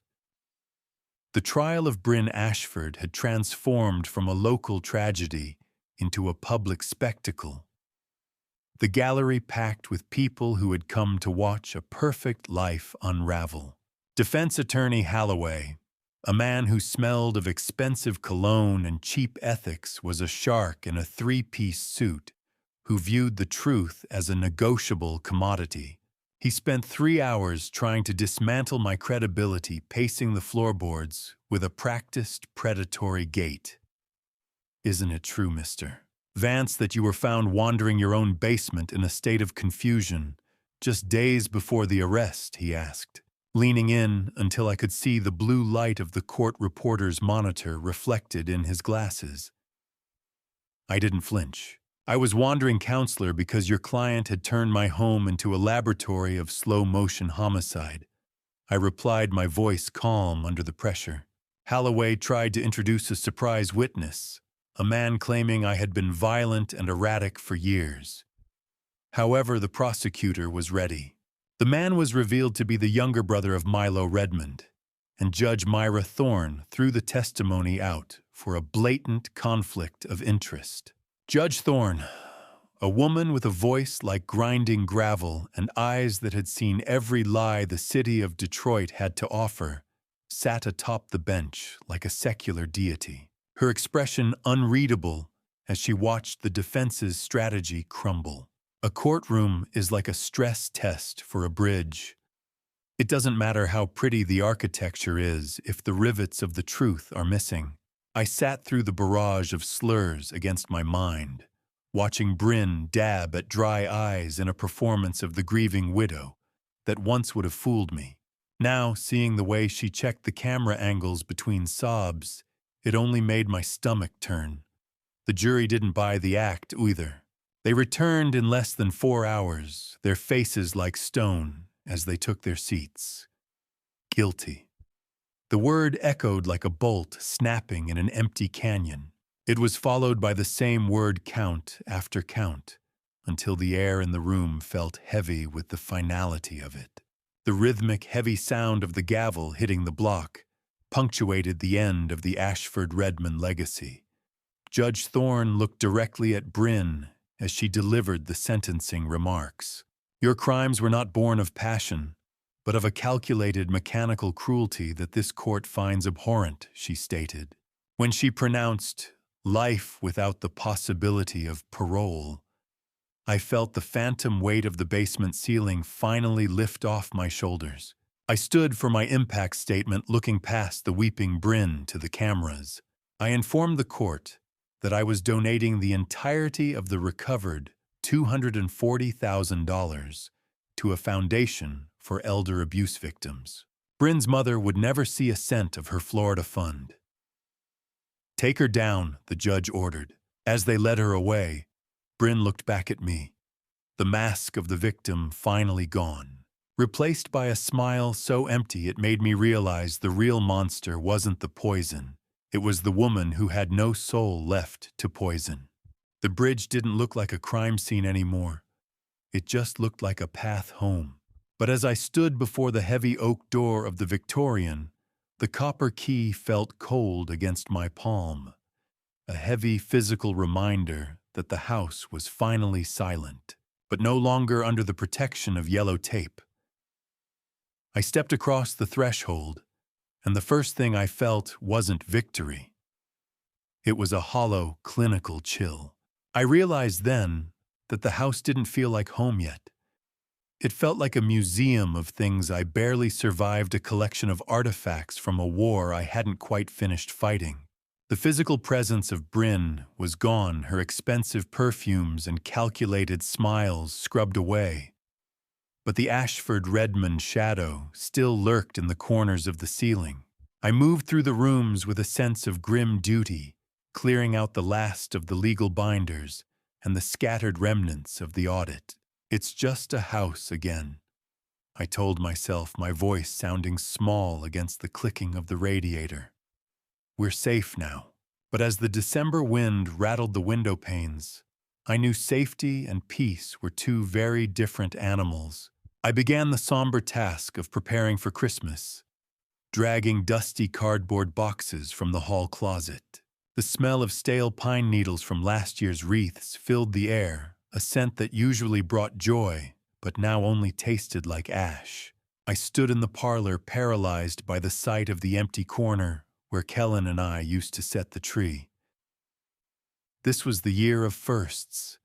and I wasn't ready for any of them. The silence wasn't golden. It was deafening.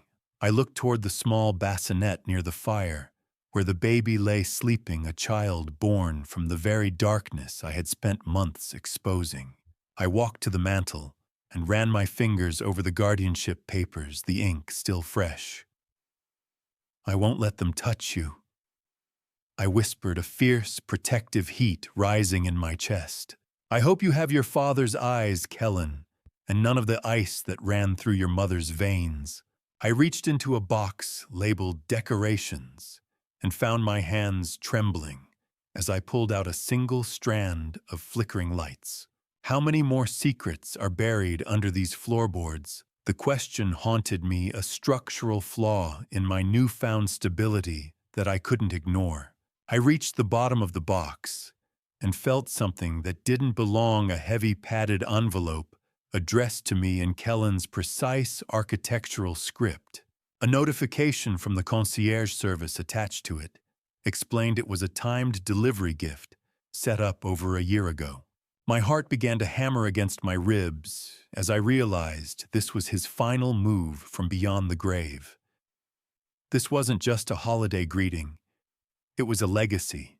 I sat in my old armchair, the dusty texture of the cardboard box still on my fingers, and stared at the envelope. I found a letter inside that suggested Kellen knew the Ashford Redmonds were circling like vultures long before the accident ever happened. He had seen the cracks in the bridge before I ever did. As I broke the wax seal on Kellen's letter, the date at the top stopped my heart. It was written 6 months before he died, and the first line was an apology. "I am sorry for the silence, Silas. I am sorry for the distance, but I had to make sure you were never a target." The first sentence of the letter burned in my mind the next morning as I gripped the handle of a sledgehammer. The 10-pound weight felt lighter than it should have, a metallic cure for the memories vibrating through my arms and into my teeth. Kellen's apology wasn't just for a secret kept in the shadows. It was a map to a physical legacy he had buried within the very structure of this house. Reclaiming this Victorian meant more than just healing. It was a scavenger hunt for a truth he had died protecting. I spent the early hours in the upper hallway tearing down the floral wallpaper Brin had meticulously chosen.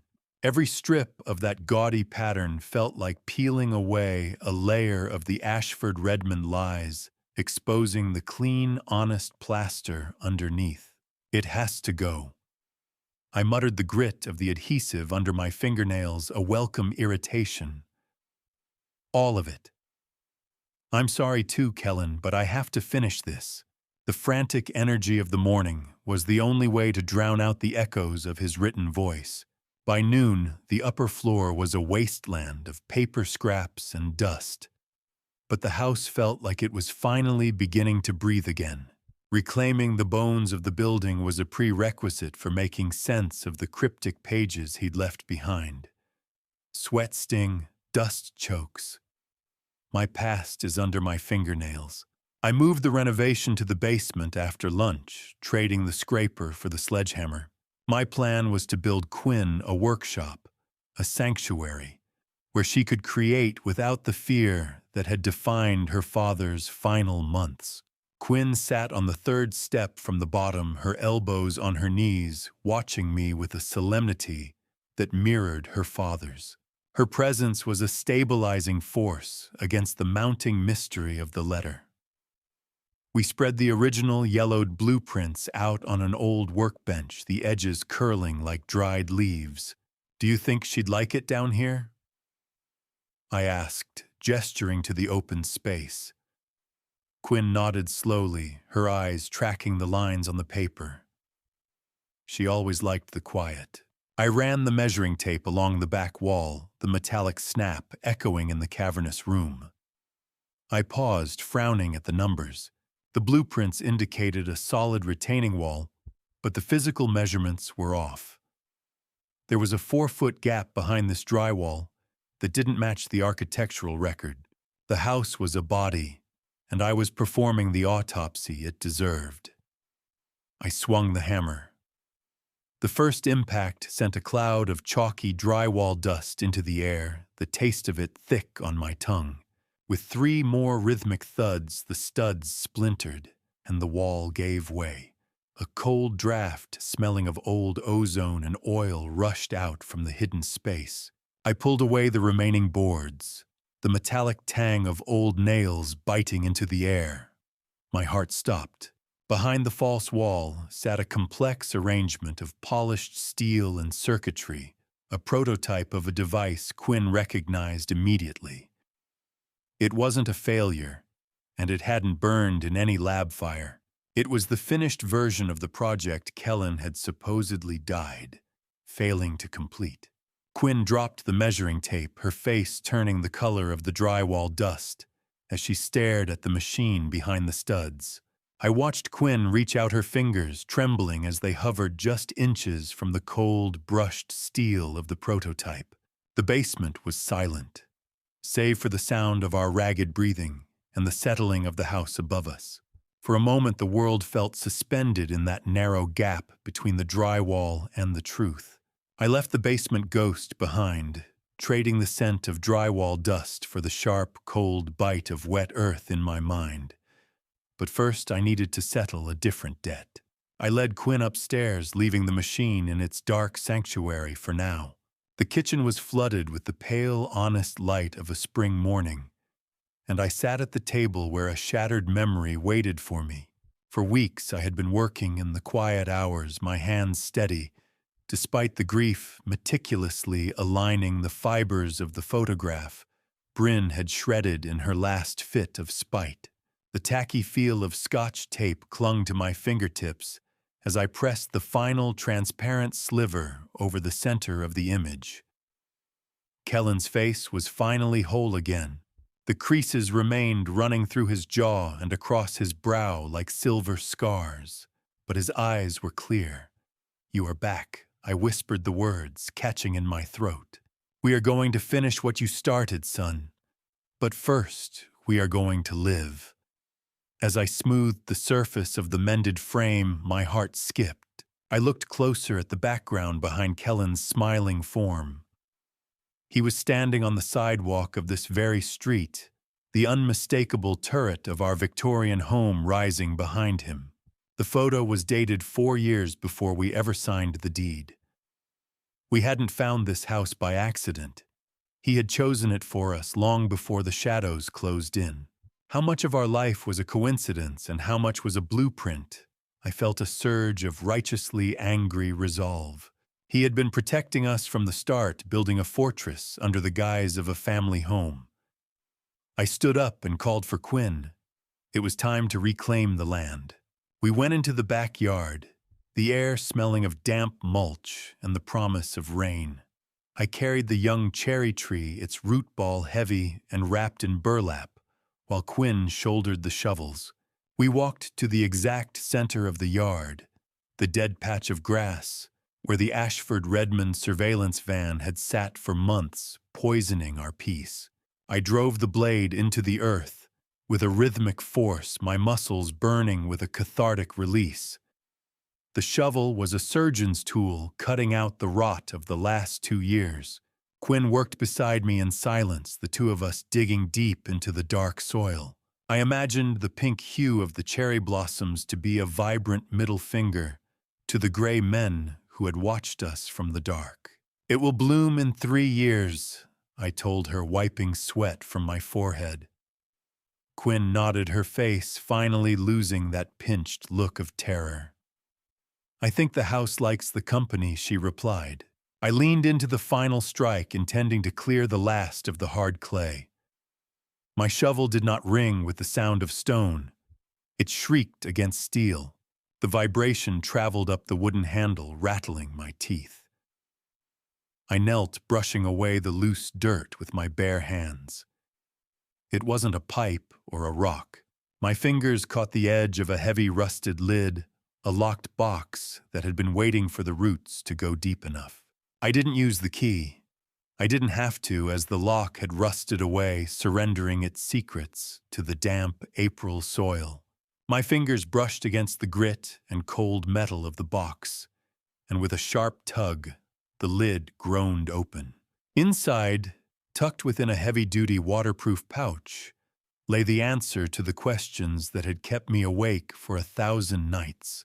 The smell of fresh rain and turned earth filled my lungs as I pulled out a bundle of papers. It wasn't a technical manual or a legal threat. It was the crinkle of aged parchment that greeted me bearing the elegant, precise handwriting of Eleanor Kellen's mother. I sat back on my heels in the garden, the newly planted cherry tree standing over me like a silent sentinel. Quinn knelt beside me, her eyes wide as I began to read the letter aloud. It was a confession born of a love she had desperately tried to shield from the suffocating influence of the Ashford-Redmond Empire. She revealed that she was the one who funded the purchase of this Victorian home through an anonymous trust, ensuring Kellen had a fortress she could never be seen visiting. She had used her own family's wealth to build a cage of safety around us, hidden from his father's prying eyes. The letter detailed how she helped Kellen stage his supposed failures, creating a trail of technical dead ends and academic disappointments to keep his true brilliance out of his father's reach. "He wasn't running away from us, Quinn," I said, my voice thick with a deep, cathartic release. "He was building a wall around us. Eleanor knew everything, and she had played the long game alongside her son. Do you know what it feels like when a haunting finally ends? It's not a scream. It's a sigh." We stayed in the yard until the light began to fail, the wind through the cherry branches, whispering secrets we finally understood. Later that evening, the house felt fundamentally different. The oppressive weight that had sat on my chest since the accident was simply gone. I walked through the halls, no longer checking for shadows or listening for the footsteps of intruders. The old floorboard creaks that once sounded like warnings were now just the house settling into its bones. I entered the nursery and stood over the crib, watching the rhythmic breathing of the sleeping baby. The soft glow of the nightlight cast a warm, amber hue over the room, highlighting a peace I hadn't thought possible. The darkness didn't claw at the windows tonight. It just watched like a tired dog. I realized that the nightmares of fire and poison that had plagued me were not waiting for me in the pillow. I checked the locks out of habit, but for the first time I did it with a smile rather than a shudder. "Sleep well, little one," I whispered, resting a hand on the rail. "We're finally home." As I retreated to my own room, I noticed a low, nearly imperceptible vibration in the air. It wasn't the hum of an appliance or the wind in the eaves. The haunting I had felt wasn't the Ashford-Redmond's malice at all. It was a security system Kellen had integrated into the house's frequency, a protective hum that only sinks when the family is safe. As I drifted into the first dreamless sleep in years, I realized the house wasn't just standing anymore. It was breathing with us, a living legacy of a man who loved us enough to disappear. Sunlight didn't just filter through the windows this morning. It claimed the space, burning away the last of the stagnant shadows that had lived here since Kellen left. I woke up with my hand resting on the mended photo on the bedside table, the tape seams feeling like braille beneath my thumb. The peace I felt was thick, a physical presence that had replaced the jagged edge of constant vigilance. As I prepared breakfast, I realized the 128KV7 project wasn't just a machine hidden behind a basement wall. It was a digital kill switch that had officially scrubbed our existence from the Ashford-Redmond databases, making us invisible to them forever. The haunting frequency of the house had finalized its sequence, and the men in the black SUVs would find nothing but ghosts and empty data packets if they ever looked for us again. I gathered Quinn and the baby, feeling the weight of the little one in the carrier against my chest, a solid reminder of what we had fought to keep. We stepped out of the house into the crisp, early March air of 2026, the late winter sun finally burning away the last shadows of our 17-month nightmare. For the first time in 2 years, I didn't look over my shoulder. I didn't scan the tree line for lenses or check the street for unfamiliar tires. We began the walk toward the suspension bridge that overlooks the valley, our boots crunching on the trail. We talked about the future, but the conversation had shifted. It wasn't a survival plan anymore. It was a life. We discussed how to release the benevolent parts of Kellen's technology to the public, ensuring it served the world as he intended, rather than being hoarded by the monsters who tried to break him. We aren't hiding anymore, are we? Quinn asked, her voice steady as she matched my stride. No, I told her, looking out over the rolling green of the valley. We're just living. The war is over. The silence is ours. It is a strange, beautiful thing to realize that the person you were before the tragedy is gone, replaced by someone who knows the exact value of a quiet afternoon. It was March 5th, 2026, exactly 17 months since the nightmare began in that cold October basement. The cool wind whipped over the bridge, carrying the distant sound of the river rushing below us. I looked at Quinn, seeing the young woman she was becoming, and then down at the sleeping baby. Dignity isn't something that was stolen from us. It was something we forged in the furnace of the last 2 years. The bridge beneath my feet felt like a sturdy path we had already crossed, leaving the trauma on the far bank. He would be proud of the house, Quinn said, leaning against the railing. I knotted my throat tight with a mix of grief and triumphant peace. He would be proud of us. I pulled my hand from my pocket, the smooth gold of my wedding ring catching the dying light. I turned my hand, and as the orange rays hit the band at a perfect angle, I saw it a tiny, precise inscription on the underside I had never noticed before. Always home. It was Kellen's final message etched into the very symbol of our family. I turned my hand in the light, the tiny words inside the gold band glowing like a promise kept from beyond the grave. And for the first time, I didn't need to wonder what came next. Looking back on everything that happened, I realized this family story was never just about crime money or revenge. It was about blindness. I spent decades inspecting bridges for hidden fractures, yet I ignored the cracks forming inside my own home. If you take anything from this family story, let it be this: never surrender your voice just to keep peace. Ask questions. Protect your dignity, your finances, and the people who depend on you. Some people call what happened to me dad revenge, but the truth is more complicated. This dad revenge was never about hatred. It was about survival and about honoring the son I lost. Still, every act of dad revenge comes with a cost. When family breaks, something inside you breaks too. That is the quiet truth behind this family story. And it is why I say, don't make the same mistake I did. Pay attention sooner. Speak up sooner. Through this family story, I also learned that justice doesn't always arrive quickly, but it does arrive when truth refuses to stay buried. I believe God watches over the broken places in our lives, even when we feel completely alone. So if this family story leaves you with one lesson, it is this: guard your home, your heart, and your independence. Evil often hides behind familiar faces, but courage can still rebuild what betrayal tried to destroy. Thank you for staying with me until the end of this journey. I'd truly like to hear your thoughts. What would you do if you were in Silas's position, facing betrayal from inside your own family? Share your perspective in the comments. If this story moved you, consider subscribing so you won't miss future stories like this. A gentle note: while inspired by real social issues, such as elder abuse and family betrayal, certain elements in this story were dramatized for storytelling purposes.